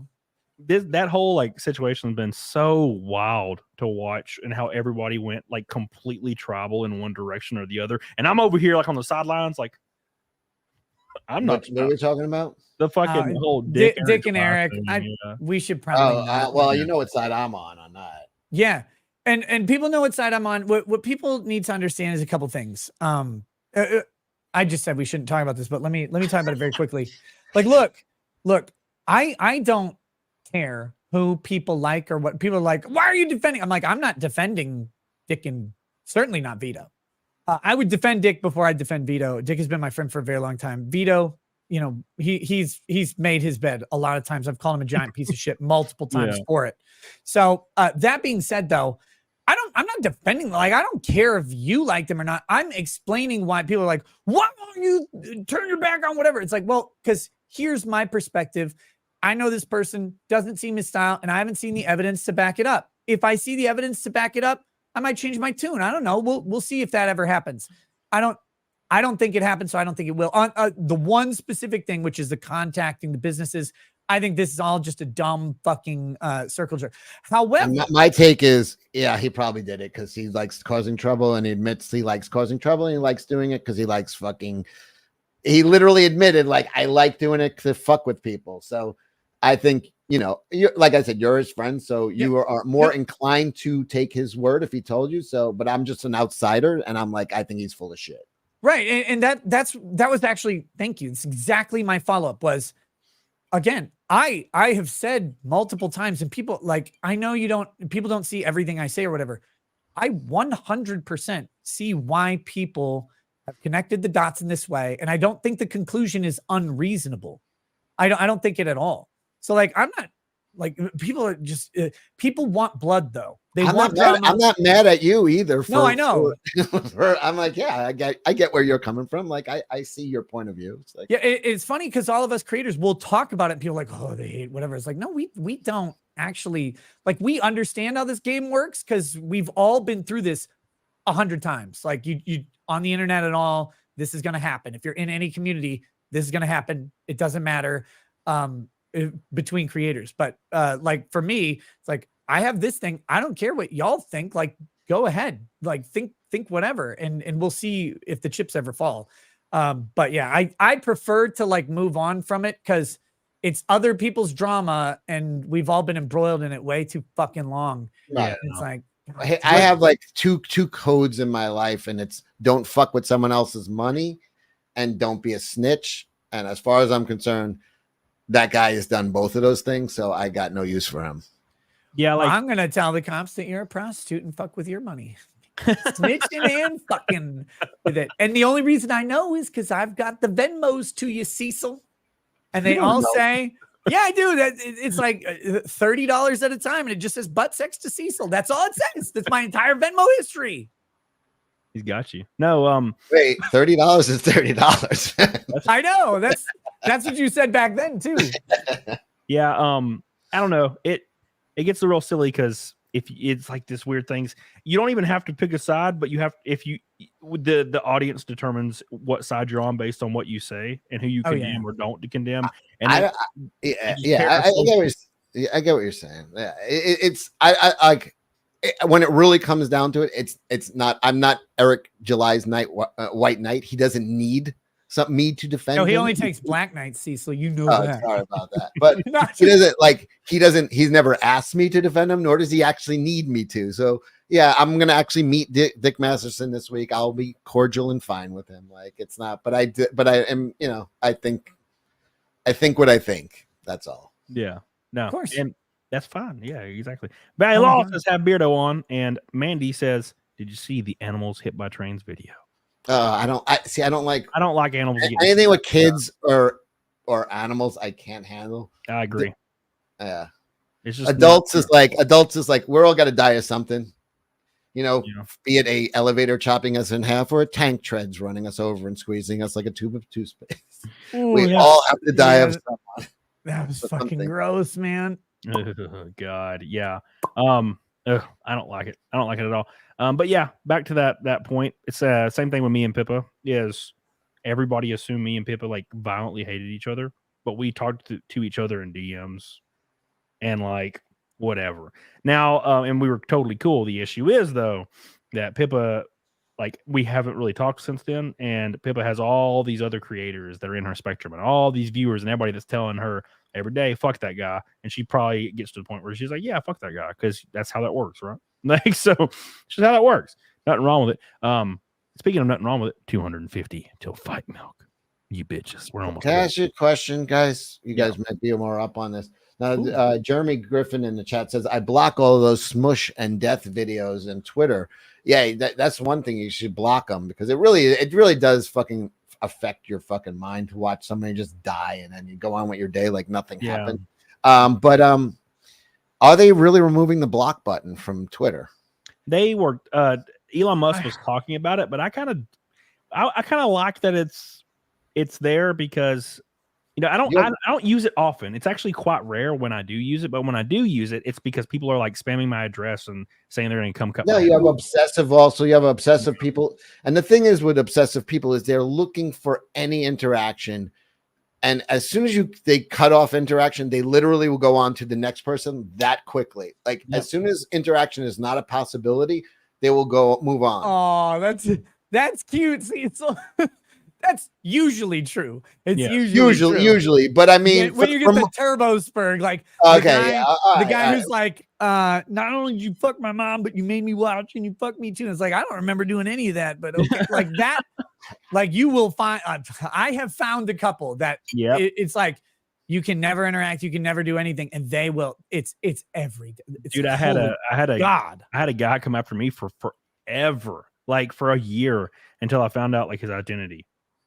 And then he like deleted everything and fucking disappeared into like the ether. And every once in a while on his like main original channel, he'll comment on something on mine. Like once every 10, 20 videos, he'll comment on one of his old main channel that was a real channel for a while before he started like making 90 different like weird ass like hate channels. He would make like a new hate channel every day and just repost people's videos and put like a little text on it like this is a lie with no context. So you found out his name and that was it. He just evaporated basically. Yeah, he evaporated because the things he was so basically he would say, I'm doing nothing illegal, therefore you can't do anything to me. And I'm like, okay, you literally got me swatted. You've messaged everybody in my family trying to act like a woman. This guy messaged people in my family and acted like he was a woman, had a woman's picture on Facebook, and was claiming that I was trying to like DM their 13-year-old daughter, trying to make it look like I was like, pedo to all my family. And obviously it wasn't real. It was just that guy, of course. He actually did it to like a bunch of different YouTubers, and like it was pretty easy to see. And he used one email for everything. That was his fallback. That was where he fucked up. So I found out who he was, and as soon as I found out who he was, he deleted everything. And the reason is because Nicole J says Medicare wants the link. That's not that. No, that's an old meme. God damn it! I God damn it! Why did I say it? I know, Nick. But anyway, I know, Nick. Basically, the dude was committing like terrorism, and thought that he was like, "Well, I'm not doing anything wrong," because people would always they would always engage with him in the chat for some reason, and I'm like, don't engage with that guy. He's just literally just a fake crazy person. And people would engage with him, and he'd be like, I've done nothing illegal. Ha ha ha. You guys are like, and I'm like, as soon as people found out who he was, he deleted everything because he was doing illegal shit the whole time. So with help from the Australian version of the FBI, by the way, finding out who he was. It was fun. Good time. By the way, Justin, that is fucked up, by the way. But Justin Ong in the chat says, I DM'd his 13-year-old daughter. She needed help with math, and I told her I'm not that type of Asian. God damn it. Oh my God. Wait, what type are you? Yeah, help her with karate. Oh my God, dude. No, I'm one of the sea Mexicans from the Philippines. Sorry, what? See Mexican. So I don't know if you guys heard, but the CDC announced today that, and there's a lot of community notes around this because people are getting really, really mad about it. But the CDC announced today that people that were unvaccinated were actually less susceptible to the new strain of COVID than people that were 4 times vaxxed, which seems pretty obvious. Because it kills your immunity. Yeah. But all those boosters are just lowering your immunity. I saw Harold Ford on Fox, and he said, "Oh, I'm taking the new shots," and everybody at the table said, "I'm not getting the new shot. I don't give a shit." And he said, "I've taken it, and I've taken all the boosters." And they said, "How many boosters have you taken?" He said 7. And then he goes afterwards. He like makes a smile, and he goes, "And I've caught COVID 3 times." So he's put all this poison in himself, and he's caught it 3 times, and he's lining up for the next shot. Are you out of your? Well, he doesn't want to catch it a 4th time, Cecil. Are you out of your fucking minds? Everybody is fucking insane. No, you know what it is? At this point, everybody they would literally put rat poison into their fucking vein, then admit they were wrong because they were so strong defending it. And everybody who was against it was a troglodyte, redneck, Trump supporter, dummy. And I'm fucking smart and I'm fucking sophisticated and I follow the science.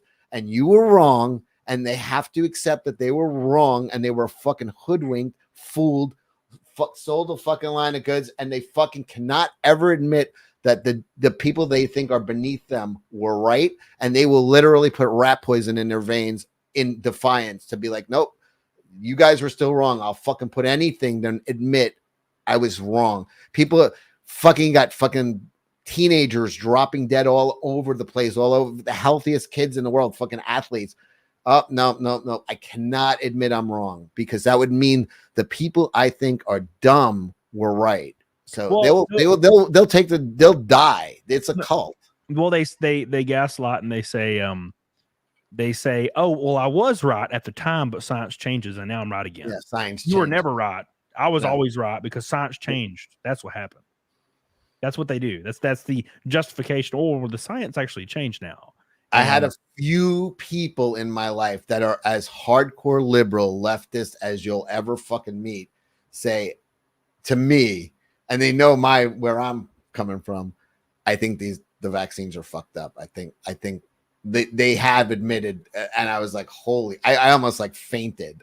It's like that's like a unicorn when fucking I had like 2 or 3 people say to me, and one because their kids kept getting sick, and one of the kids started getting like a bone problems and like fucking hip dysplasia, and then she said to me like, I think that's all the boosters I gave them. She had the kids 6 years old getting like quadruple boosted, and then these healthy kids were getting sick left and right with all these other shit.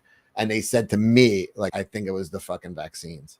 And it's shocking. It's crazy because they try and do this, the social pressure and the stigmatism. They're like, you're an anti-vaxxer. It's like, I'm vaccinated with goddamn everything, right, except this and the flu I don't do. And I haven't done the flu. I've done the flu a couple times. Every time I do the flu, I get sick, which I know every doctor tells me, well, that's not from the flu booster. I'm like, but when I take it, I get the flu invariably. It always happens. And the times I've taken it, we had some nieces and nephews that were in like the NICU units. They were born premature and stuff. And you can't go in. You cannot go in unless you prove that you have a flu vaccine. So like, okay, what the fuck ever. So we do it those years. I don't do it otherwise because it doesn't work for me. If other people do it, I don't care. But then the same thing with COVID. I'm like, wait, COVID's basically a new flu.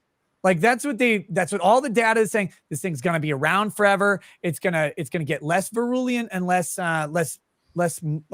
lethal, but it's going to get more, more contagious and higher spread. It's just going to pop up every year. But you know what? I'm not going to do that shit either, because I don't do these cyclical vaccines that then don't account for the next strain and the next mutation, And it seems like every fucking time your natural immunity just seems to work at least as good. It didn't make sense to ask people who caught it to take the vaccine. Everything that's what freaked me out about this, is that people turned off their critical thinking. It turned off their common sense. They turned off their bullshit detectors. Like, yes, all the bullshit is like, yeah. I heard what they said. But doesn't that sound like bullshit, that the vaccine will only work if the guy next to you, I think, doesn't just on the surface sound, because that doesn't exist anywhere else ever. On the surface, doesn't that seem odd? And they're like, no, it makes sense. You're being selfish if you don't get it. And it's like, but it doesn't sound like bullshit that it doesn't work unless everybody's vaccinated. And it doesn't sound like, there was so much bullshit you had to swallow, where I was just like, nobody's backing off, being like, get the fuck out of here. Yeah, well, when it became politicized, that's when it went fucking crazy. Well, and that's what I was always saying. I was like, wait, so if I don't get vaccinated, I'll die, but you won't because you're vaccinated, right? Like, no, what does it I'll matter? die because you weren't vaccinated, even though I wasn't vaccinated.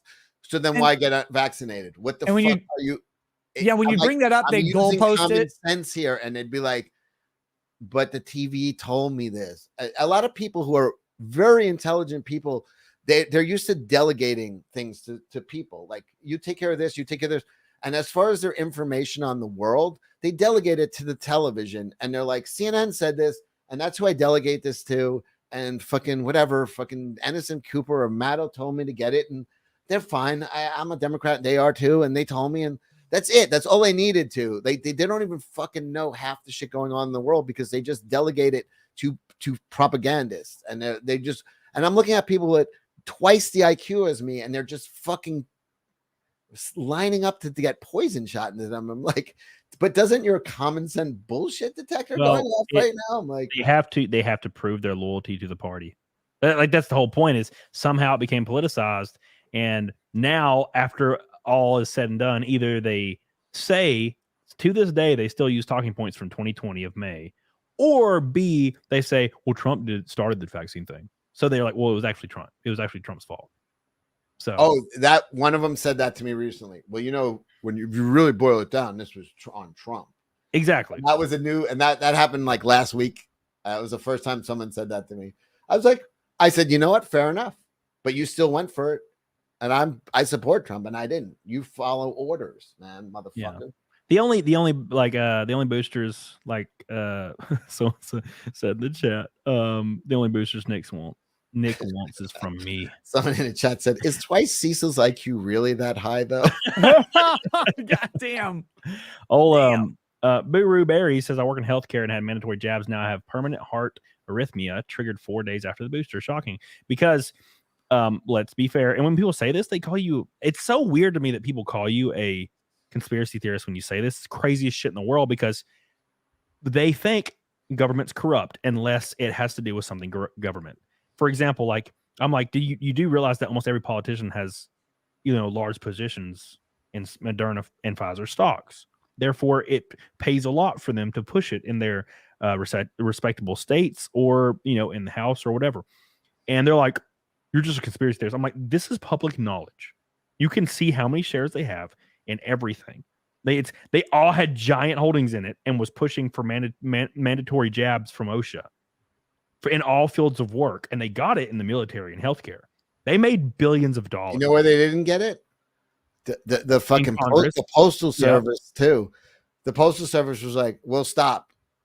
And they were like, fine, you're exempt. Immediately they gave them the exemption, because they're like, fuck, that'll shut down.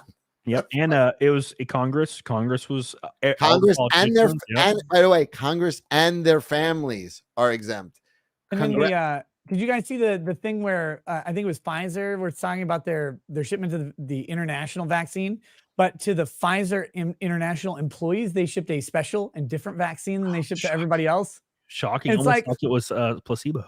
Well, they showed one dude, one president in South America, and they have his arm up, and he's and he's getting the shot and it's on the public, and then somebody zoomed in on it and he had the cap on the fucking. Yep. Yeah. Oh, I remember that one. That was fucking great. Oh That'd my be God. Nobody great. was taking this shit. Nobody was taking this shit. Like there's a big lawsuit going on in England right now because all the politicians found out they didn't take it, and they were all pushing it on everybody. It's all Well, it's because and you could tell this to people and they'll still be like, I'll line up for booster 8. I will line. they don't. It's because they think people will literally kill themselves to prove that they're morally superior. Well, than there's the old like Mark Twain quote. It's like it's easy. It's easier for somebody to continue believing an obvious lie than to admit that they were wrong. 100, dude. I said that. I think I tweeted that shit out when it was going on. Speaking of tweeting something out real quick, this is on Rumble. I've been meaning to pull this up for a while. Mud Bug with $100 Rumble rant says, I'm a redneck from Mississippi, so obviously I have nothing important to say, but I like to stream. So here you go. $100 Rumble rant, my boy. Thank you so much, my friend. You were goated, Mudbug, and I think there was a Go Boy up here as well. Mudbug, let me personally invite you over to my stream tomorrow night on YouTube. It's called Tuesdays with Cecil. It's at 9:30 Eastern time. That's a great show. I'd love to have you in the audience. Lord the Reese says, Nick, you're right about the 30s getting better. Had to deal with a lot of BS to get here, but now I'm on property with 9 acres, fiber internet, and hi, Dad, Camelot, and hello, Cecil. Thank you so much, my friend. Lord, dude, that's a great thing to bring up real quick. Segue, just 2 seconds. I was married until 27. I was working at my dead-end job until 28. I started YouTube at 29, about to turn 30, and my life completely changed in my 30s. Like completely. Dude, is not even kind of similar. Not even, it was like the 30s are goated. They are absolutely goated, and I'm so happy that I'm so scared because I'm right on the precipice of leaving the 30s. Right, yeah. No, 40s are good, Cecil. Trust me, as a veteran of the 40s, are fucking awesome. Are you promise? Yeah, I do. Once you get there, you'll see. You'll see. It's actually really right good. at 39. It's like staring into the abyss. I know. It's like looking in a butthole. Like, sometimes the butthole looks back. Oh my God. Exactly. Jay's in the chat. How you doing, Jay? Hope you're doing well. We're 244 until Fight Milk with about 25 minutes left, 30 minutes left. I know Nick has a show at 11. So we're closing in, and we already hit Naked Snake for the 209th stream in a row at 250. I'm going to do a 24-hour stream at 250. We're 180 likes away from the goal, and I have a new video out tomorrow. Don't forget, it's going to be spicier than hell. It's going to be spicier than hell. What do you think? Do you guys think that there's a giant rumor, of course, going on right now where COVID's going to kick up into like red alert status and just make it to where mail-in voting is the thing again, just, for obvious reasons. Why would you think that might happen? What? Give me one reason why that might happen, Camelot. What are you even talking about? Dude, I don't know, man. Dude, why would they even need to do that? First of all, we have the most popular, I would say the most popular leader in our country, but it's not even, that wouldn't even make justice. We have our president right now, Joe Biden, is the most popular leader in the history of our planet. No one has ever gotten more votes than our president. This is the most popular person in the history of mankind. I mean, why is he even worried about it? Of course he wouldn't need to cheat. This guy is Mr. Popularity. And it's going to be a runaway. He's really powerful amongst the 11 to 13 demographic too. Yeah. Oh my God. Or the dead demographic, the ones that aren't even alive anymore. You know what? Here's when I do common sense. This is my sister, who's like a huge fucking flaming liberal. I was like, just on a common sense level, when people are saying, "Hey, she's like, there was nothing cheating, nothing wrong with the election. There was nothing wrong with the election." And I'm like, but just on a common sense, I'm like, Joe Biden, without ever leaving his house, got more of the black vote in Detroit than the first black president.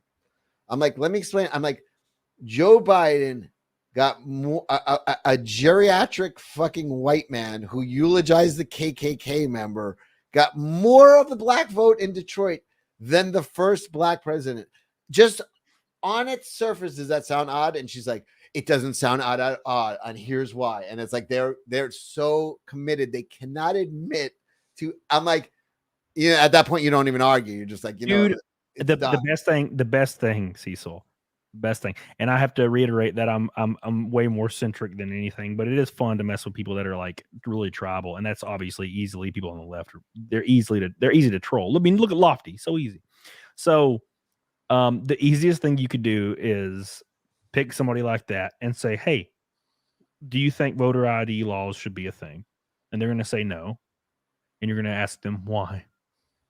And they're going to be like, well, it disproportionately affects black people. And you're going to be like, why? And they're going to be like, well, because black people are, well, they don't really know how to use the internet, and they don't like have money and stuff, and they don't have cars. They can't get an ID. They're incapable of getting. They're literally like, and they're. I've never seen a black man who could get an ID. Yeah, dude, same. It's crazy, and they're literally explaining to you why black people are like their whole philosophy is racist. They're their whole subhuman. philosophy Right? is based on. They're basically saying they're subhuman. Therefore, they're inferior. They're basically saying you can't do that because blacks are inferior and they cannot figure out how to get an ID. And I saw that the guy who went on the street in Harlem. And showed all the kids, they were asking all the college kids why, and they were all saying, well, black people aren't capable of getting an ID. And he was going up to black people in Harlem and was like, do you have an ID? Is it hard to get an ID? And then showing the video of these like white fucking liberal kids on college campuses, and they're like laughing at them like, are you fucking like, yeah, they are taught like, no, blacks are babies that need to be like, they couldn't exist without a white liberal's help. Like, Yep. It's one of my favorite expressions is called the soft bigotry of low expectations. Yep. And it is these people who will scream racist, whatever, if you tell a joke or you don't like support some cause hard enough or whatever it is. But then the second they open their mouth, they're like, actually, no, black people wouldn't be anywhere without me, the white person saving them. It's like, holy shit. Like, do you really and they do really believe that? It's fucking unreal.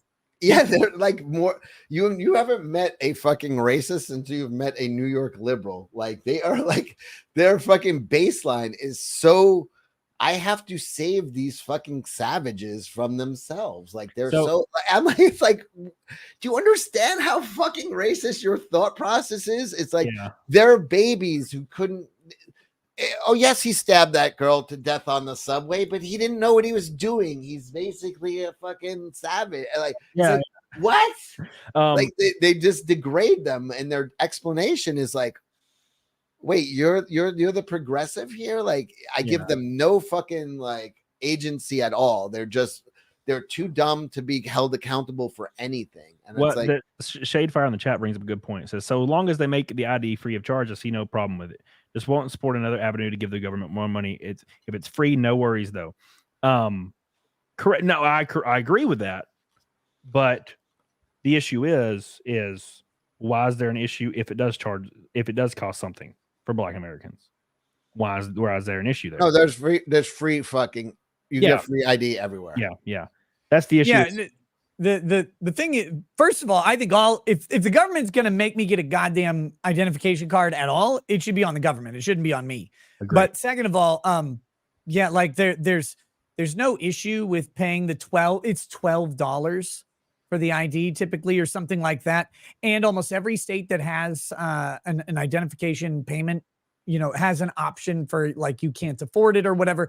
And most importantly, all of the voter ID proposals have included, because they knew this would be a thing. You can't make a financial hurdle to a fundamental right, even though voting isn't a fundamental right. But let's ignore that. You can't make a financial hurdle that would be insurmountable under certain circumstances. So basically, all of the voter ID proposed bills have all had a program which proposes that the individual states passing it will pay 100% of the required fees, because it's really not that much. Even if they pay for everybody, it's a fraction of the state's budget anyways.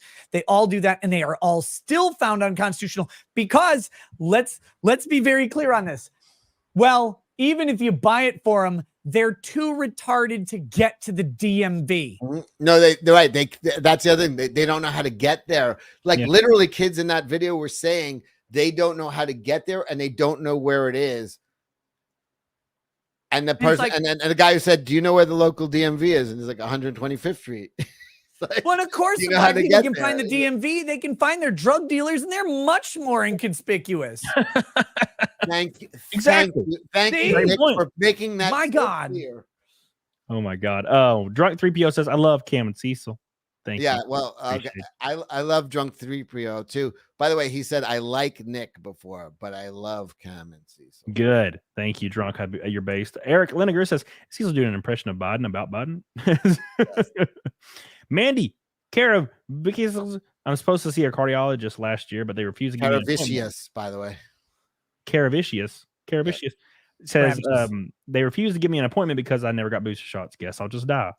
Yep, that's what they were refusing to help people because they didn't get Dude, vaccinated. in Canada, they would not do a kidney transplant on a dude. His brother offered to give him the kidney. He didn't get boosted. They said we won't do it unless he gets boosted. And then he was dying. As he was dying, they asked his family, will you donate his organs? So they would not give, he had a donor lined up. They would not do the surgery, but they would harvest his organs. Shocking. It's almost like it was all a dog and pony show to make sure they didn't get in trouble. What was happening to any doctor that spoke out about it? Done. They They got their lose fucking their licenses pulled. Yep. I'm sorry, because your board credentialed, not anymore, bitch. You know how much Hope you money- enjoyed that education. They were getting what, $3,500 per COVID like case in their hospitals. Wait, someone said Cecil is this victim of the soft bigotry of low T cell count. Does that mean I have AIDS? Yes. Actually. Yes. Yeah. Yep. 100%. Well, somebody out there is good at spotting AIDS patients. A white guy named Tyrone says, I had strep throat and flu at the same time when I was 14, which was normally fatal. If I could survive that, I can handle COVID. Yeah. I mean, if you were not fat as hell, if you were basically not like Boogie 2988, or you didn't have some kind of pre-existing condition, or you weren't 90 years old, it was pretty much like getting like a cold or the flu. That was pretty much what it was.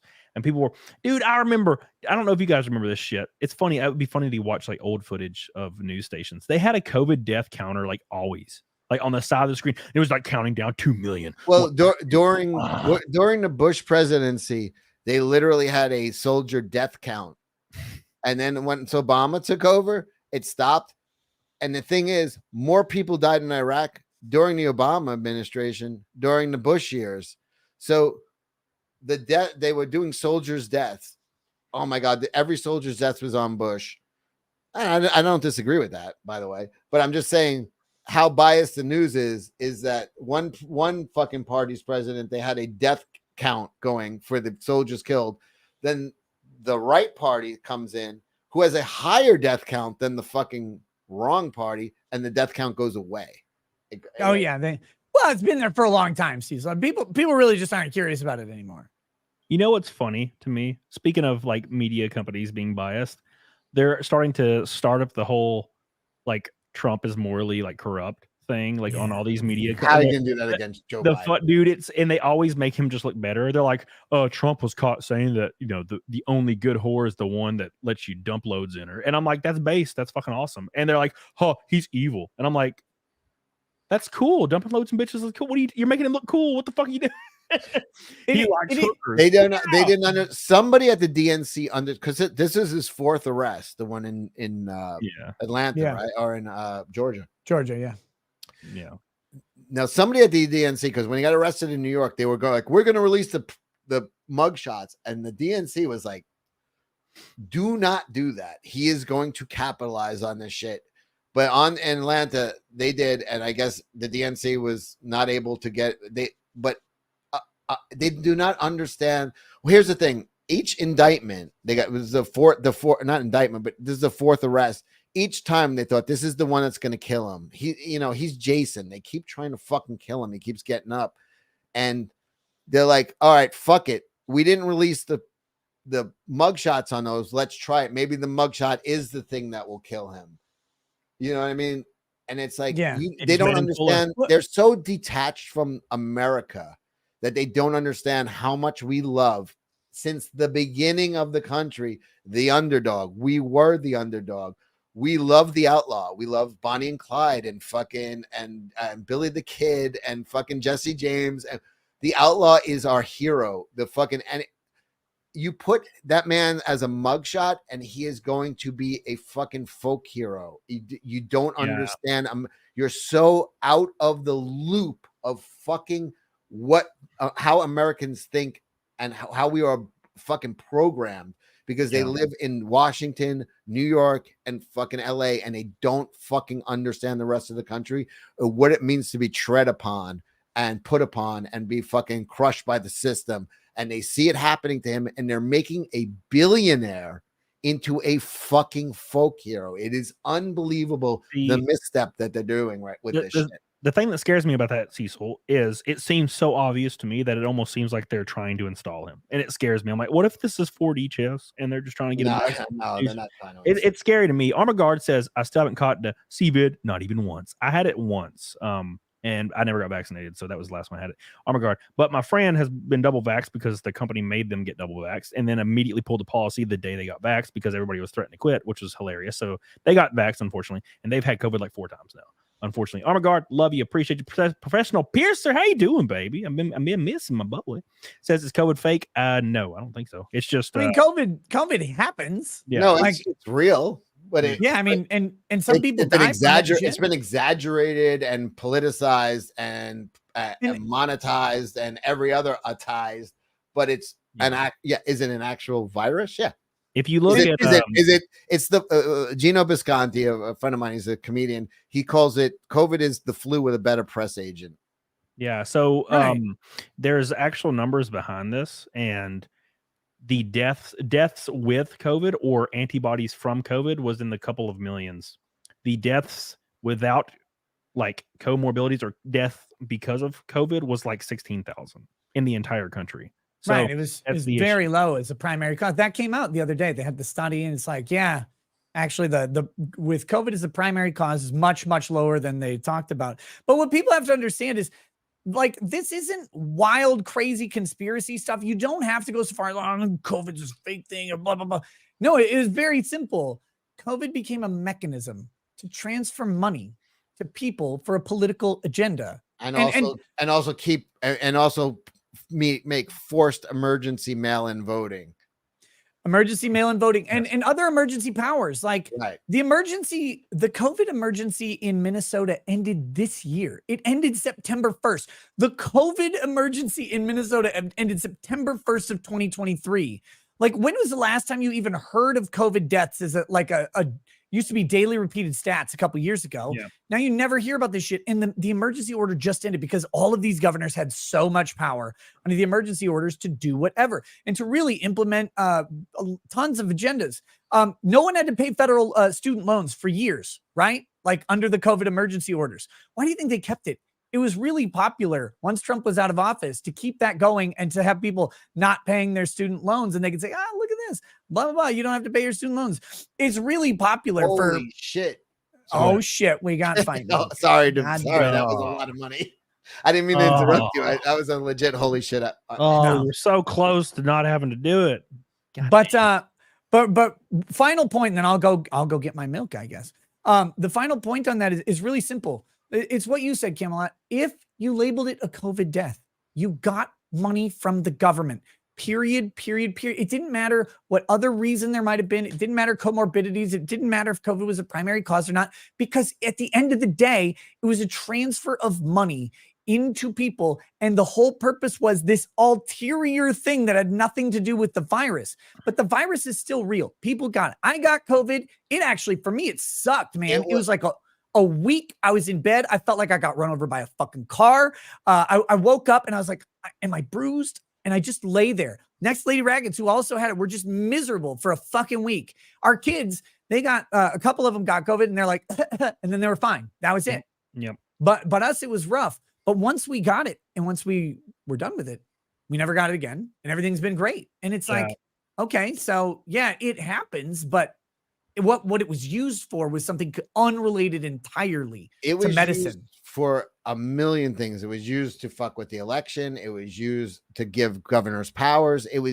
But really it was used also, like what Nick was saying, it was used as a de facto bailout of hospitals, because government couldn't bail out hospitals because that were underwater. But if you were able to put COVID as the cause of death, you got $1,600 per death.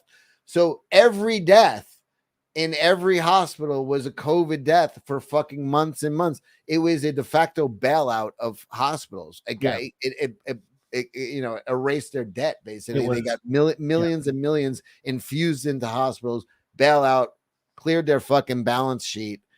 It was used for a multitude of things. And very little was for fucking actual public safety. That was just the guys. Everything was under. And you said it was $1,600. It was $3,600. Oh, 36. Okay. Yeah, it was like every hospital got infused with millions. They're like, as long as you put COVID as the cause of death, you'll get $3,600. Guess what? For fucking months straight, there was no one who left the hospital dead who did not have COVID as the cause of death. And by the way, it was a nice payback. It was a nice payback to the, like, look, I'm pro money in politics. By the way, I'm not one of these people like, you can't donate. No, I want all of the donations. I want no limits on it, but I want everybody to know. I want it to be open. I want every fucking donation to every politician to be broadcast to the goddamn world. But that being said, let's not overlook this. Pfizer funded Congress. Pfizer has funded Congress forever. All of a sudden, Pfizer, Johnson & Johnson, Merck, they get these vaccines. They tried to mandate them. They get all of this payout. They guarantee delivery of millions of these things. And by the way, you're going to need a booster every 6 months or every year, whatever the schedule is. They're guaranteeing, and the government's going to pay it. These people are just paying back the debt.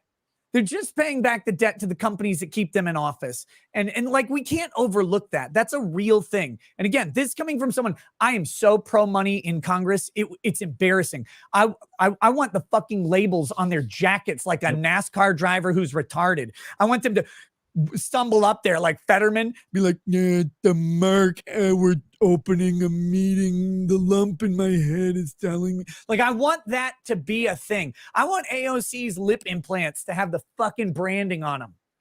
Yeah. Did you? And dude, like, the whole point is, like what Jim says here, he says it was $36K for every COVID patient admitted to the hospital, which I don't know anything about. I think if they were admitted, but anybody who checked into the hospital, like ER, and was checked out, but if they died but if you were admitted patient, that might be true. I'm not sure, Jim, but that might be true. The amount was, it was an insane amount of money was being infused into hospitals, which were underwater. Yep. Because, which is why you get $900 Tylenol tablets, because you're paying for all the people who don't pay for shit. So yeah, they were just clearing balance sheets and so I saw somebody else wrote, died in a motorcycle accident, COVID. That happened. That you said that as a joke. That happened hundreds of times. A guy was killed in a motorcycle accident, and they put on a death certificate, it's fucking cause of death COVID. And what happened? What happened, Cecil? So they called it misinformation, and they called it dangerous to spread misinformation. And what happens, Nick? If there's a 500-pound woman on YouTube and she's teaching lifestyle choices on her YouTube channel, and her advice is to get as fat as possible, as quick as possible, which will result in your death or health issues, she will not get removed from YouTube, nor will she get striked for misinformation at any point. But in 2020 and 2021, if you said anything that could even be construed as not believing in COVID being actually as bad as it is, you would get yeeted or demonetized on YouTube. Dude, we couldn't have the conversation we're having today 2 years ago. 100%. That's the crazy thing. If it's all about health and safety, why does the 500-pound lady like to? If any of us brought up this topic, you'd be going, bah, bah, yeah, I remember. Like, yeah, I'm still sitting here with PTSD. Like, can't believe Kellen's fucking talking about this. Yeah, it's freaking like crazy. literally. I'm like, shit. We're gonna speaking of crazy. Finally, we're gonna pull it up. Eric Linegar, for like the 5th time on this channel, has just forced us. I got the Len part. What was the last part of his name? Egger. Oh, I got the. Damn it. Fucked it up. Says, fuck it. We need 5 milk, son. A $200 super chat. The second one of the stream, by the way. Undamn believable. Thank you so much, Eric. Again, you Isn't it the third? You might do. Well, it's the third. I think it might be the third. Holy Damn, shit. Are we, am I drinking eggs? Do I have to go get eggs right You now? got to get the eggs. I'm going to get mine. You got to hurry though. I got 10 minutes to be on my show. Let's go. All right, let me go get it. the eggs. Go get them. Go get them now. There. Thank you, Eric. I love you. Appreciate you. You're goated as hell. Thank you. Thank you. Thank you. Jim. Send me your virgins. Hopefully they're under 7 years old. Jesus. Oh God. Jim Sadala, thank you again. I appreciate you. Unsung Hero says died in a motorcycle accident, caused death. Guess what it is? COVID. Buxom Browncoat says my Gmail used to hand write and mail me letters to tell me how fat and disabled. She never offered help. Now she's dead. And I'm using my inheritance to start with a personal trainer and nutritionist. Dude, that's called the win-win. You rose above. Thank you, Buxom. I'm proud of you. You're goated. Your penis is huge. McSam says my mom had her spleen removed like 10 years ago. Didn't get the jab. Was told she would die if she got COVID due to no spleen. She got COVID and was tired for 2 weeks. And shocker, was fine. That's me. When I got COVID, I just slept for 14 hours for 3 days, and then I never had any other symptoms. Thank you guys so much. It's time for some Fight Milk and some Naked Snake. 209th stream in a row. Get to hell on it, doggone it. If you are not subscribed, by the way, you may have been unsubbed from YouTube. I lost like 200 subs in the last week randomly. Check to see if you're subbed right now and click that sub button. I'm 30 away from 222,000. Like the stream. We're 90 away from goal. I'm going to go get my eggs real quick. We're going to play some music and then we're going to get on it. I'll see you guys in 2 seconds. Stay for the eggs and the Naked Snake. 2 minutes. System, the company store, the paradigm of absolute control. And that's why we're just out here doing simple things, pointing out that we're meant to be in nature and be natural. And this is where we find the source that God made to transcend the New World Order. And that's why they want to try to keep us out of it. I'm angry. I've had enough of these people. They're a bunch of Christian murderers scum. They're on giant death factories keeping babies alive and selling their body parts. What more do you need to know about these people? I go out and face these scum. They literally crawl out from under rocks. They have green looking skin and they run around screaming, we love Satan, we wanna eat babies. I have them on video. Hillary's in the creepy weird sick stuff, man. She sleeps in the same room with that creepy weirdo woman whose mother wears a hood over her head. That woman #1 is ugly. Imagine how bad she smells, man. I'm told her and Obama just stink. Obama and Hillary both smell like sulfur.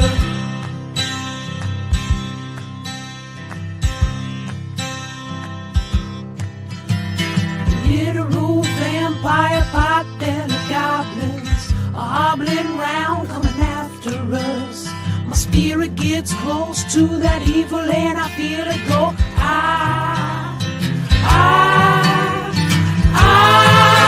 We're such self-centered crap. We don't even notice hell itself rising up against us. Millions of pointed people of the very worst type, and I'm so pissed. We're gonna stab your daughter at the mall. We're gonna stab your wife, your son. We're gonna stab you with a butcher knife, and then the police chief is gonna say, we love our Somalis, we love our Muslims. Oh, they're so good.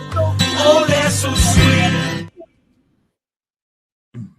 Get on it, dog. I was watching Fox News as I worked out this morning. Oh my God. I can't believe how good that song is. It should not be that good, but it's so fucking good.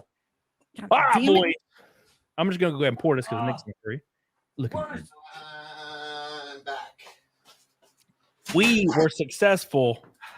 We were successful. God, why is that song so good? It gets me so hyped. It's so beautiful. Literal pop belly vampire goblin. Hobbling around, coming after us. I'm angry. I've had enough of you people. No, you're way too testosterone. I'm gonna stab your wife, your son. Fun factoid. In an unrelated issue, I represented the son that was stabbed in the head at the mall by the Somali guy in Minnesota. Jesus, what the fuck? Mike Hawk says I've started seeing people wear masks in Houston. Real quick, tiny story for 10 seconds. I was on the plane the other day. There was a little fat lady behind me with pink hair and a mask on, standing there while I was putting my bags away.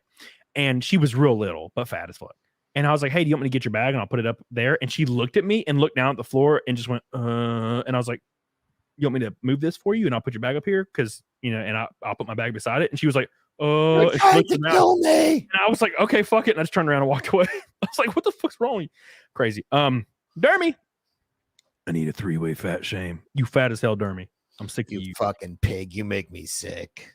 3-way? 3-way? You think 3 is enough? Yeah, my man, 3 is barely scratching the surface or even coming at you from any sort of direction. There are 360 degrees of your ass, and all of them require 3-way fat shames, you giant piece of shit. Damn. Yeah, Dermy, I know 4 fucking obese people, and 3 of them are you. Thank you, Dermy. I appreciate you. Fire PA says being in hospital presents its own risks and dangers. The sheer volume and massive problem in early COVID, especially when it took weeks for results. Fire PA, I appreciate you, dude. Love you. Endless says use my member chat to say I got unsubbed. Well, if you're unsubbed, make sure you guys sub. Helps me out a lot. 50 likes from goal. It's time for the 209th Naked Snake. How many eggs do you use? 2. Get on it, doggone it. I'm gonna pop my headset off real quick so we can get this real quick.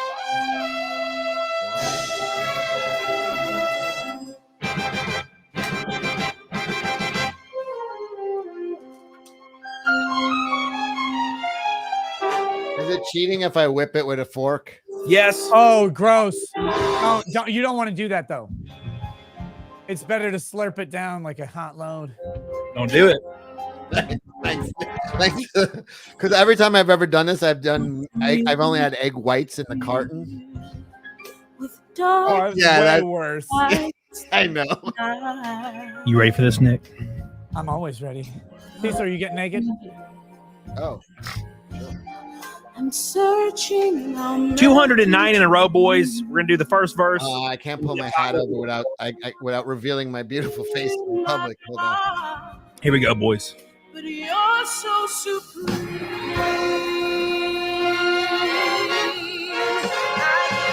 Yeah. Not for honor, Snake eater.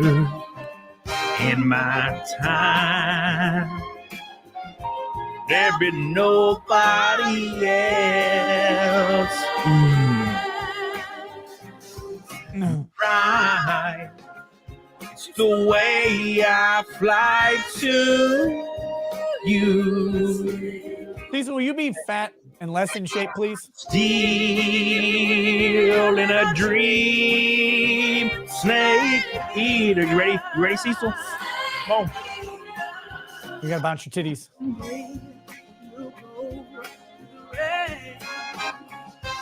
There you go. There you go. Nice. Nice. 209 in a row, boys. Love you, Monkey Man, Alan Jones, Power Kick. Just Peace Walker, first time. Great game. Great game. 209 in a row. We're cutting the song a little short because Nick's in a hurry for his show. But we got to do some fight milk. Thank you guys again. I love you. I appreciate you. Somebody said Nick's a Jew. In some ways, yes. Look, you hoes can shoulder shame me all you want, but your mom likes it. That's for damn sure. Snowdome, goofballs. Thank you, Snowdome. I appreciate it. It's my girl. that doesn't talk to me for some reason. Thank you, Snowrom. I love you, by the way. I appreciate you, dude. For your green boy. Waifu, I love you. Appreciate you. Mandy, I will bounce, but I still have to use my hands. When I have Steph, the altar nerd, on, she grabs her tits and just does this. It's hilarious. All right, I'm going to pour some actual vodka in because it's all I have. I found it in the cabinet. Oh, we I had some vodka today. You put booze in it? Oh, yeah. Yeah. Any hard liquor. Vodka is what I prefer. Yeah, bourbon. It's not great, but it's not the worst. Yeah, bourbon will sit on top, but it's fine. Fine. I'm gonna mix it down a little bit. I got Tito's in there. Yeah, I got New Amsterdam Pink Whitney, whatever the fuck that is. So I found it in a cabinet downstairs. So Wait, New Amsterdam vodka? Yeah, whatever that is. Always been a gin to me, but thank you, Ben and Snafu on locals for your locals donos. If you're not part of my locals, guys, I'm about to ramp up to the damn moon. I posted a shirtless pic on there yesterday for you guys. Supporters only. Go give me some love on there. Helps out a bunch. After that coin thing, Nick, I'm like, oh fuck. Join my locals, boys. I'm like, oh my god. All right, boys. Appreciate you guys so much. And of course, everybody on Rumble. Make sure you like the Rumble. Make sure you're following me on there. We're about to hit 20K on Rumble. Someone said they gave a poor week on my whiskey. I'll give another fucking. I was about to say that, but I didn't want a week pour, not a poor week. A poor week's way different than a week pour. That's for damn sure. All right, week. But yes, thank you guys on Rumble. We're about to hit 20K on Rumble. I'm excited. Waifu crying, love you. Appreciate you. An orange boy from a girl. 30 likes from the goal. Let's do Fight Milk. It's time again, boys. Thank you, Waifu Tron. Love you. Appreciate you. I can't wait. And then we're gonna log. We'll be, I think, rating Nick's stream. Let's see what we got here.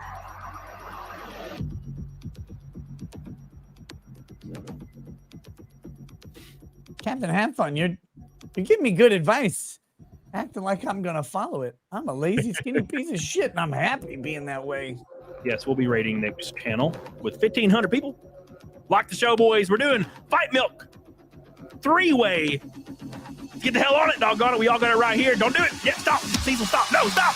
We gotta chug it. No, not yet. At the right moment, Cecil. Gotta wait for the. I don't know. Every time I do this, I'm very drunk. You gotta delay the blast to your face.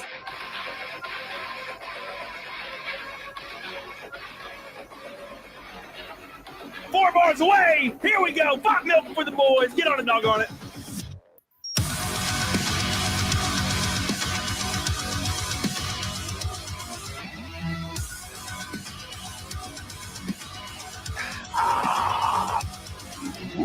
Woo! Get it, Nick! Get it, Nick! You got it! You got it! Easy! Healthy as fuck! Yeah! Woo! Damn! I always put way too much milk in that motherfucker. Woo! Another successful. That egg. It kind of reminded me of eggnog with the bourbon. Yeah, it kind of does. Dude, that egg was so squishy in my throat. I don't know why, but like the one egg was like lodged in my freaking throat, man.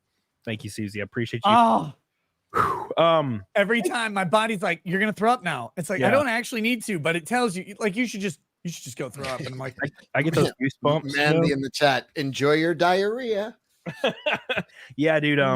Man, I get goosebumps and shit. It's fucking ridiculous, boys. Thank you guys so much. It was kind of very short notice. Disgusting. This is an awesome show. One of the biggest ones we've had in a long time. I love you guys. I appreciate you guys so much, and I can't wait to see you next week. Oh my god! It's gonna be dude, we're gonna have so much fun. Anybody who's in Tennessee, get tickets to Nick's show. It's on Saturday the 16th. Where is it at? It's at the 3rd and Lindsley Bar in Nashville, Tennessee. We're gonna have a great time. I'm gonna put up the meet and greet tickets like tomorrow, and people will be able to do that if you want to come a little early. If you want to come twice, I'm gonna be there. I'm gonna be there.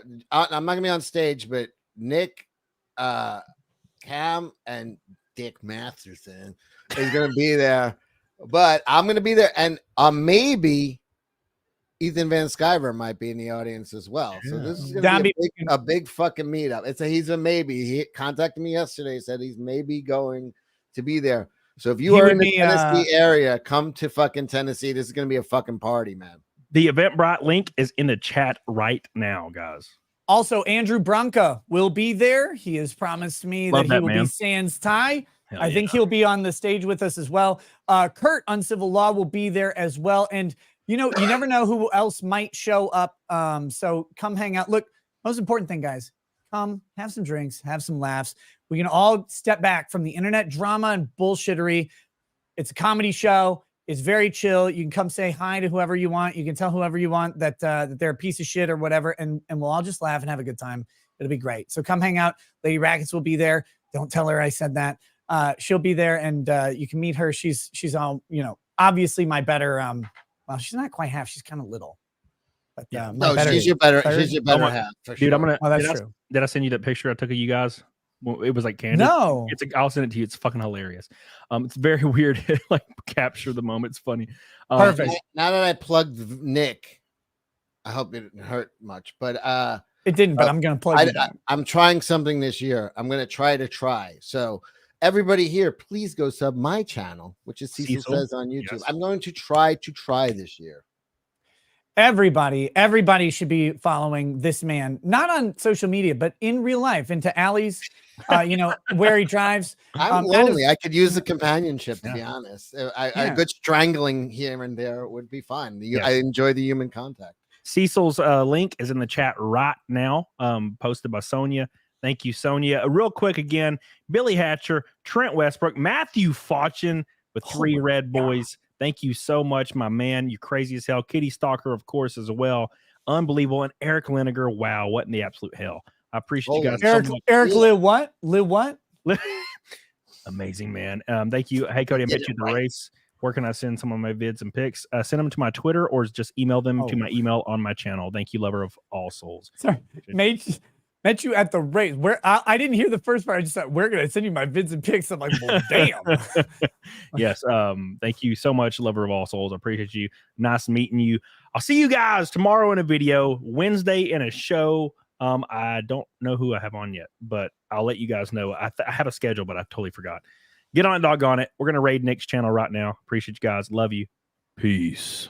See you guys.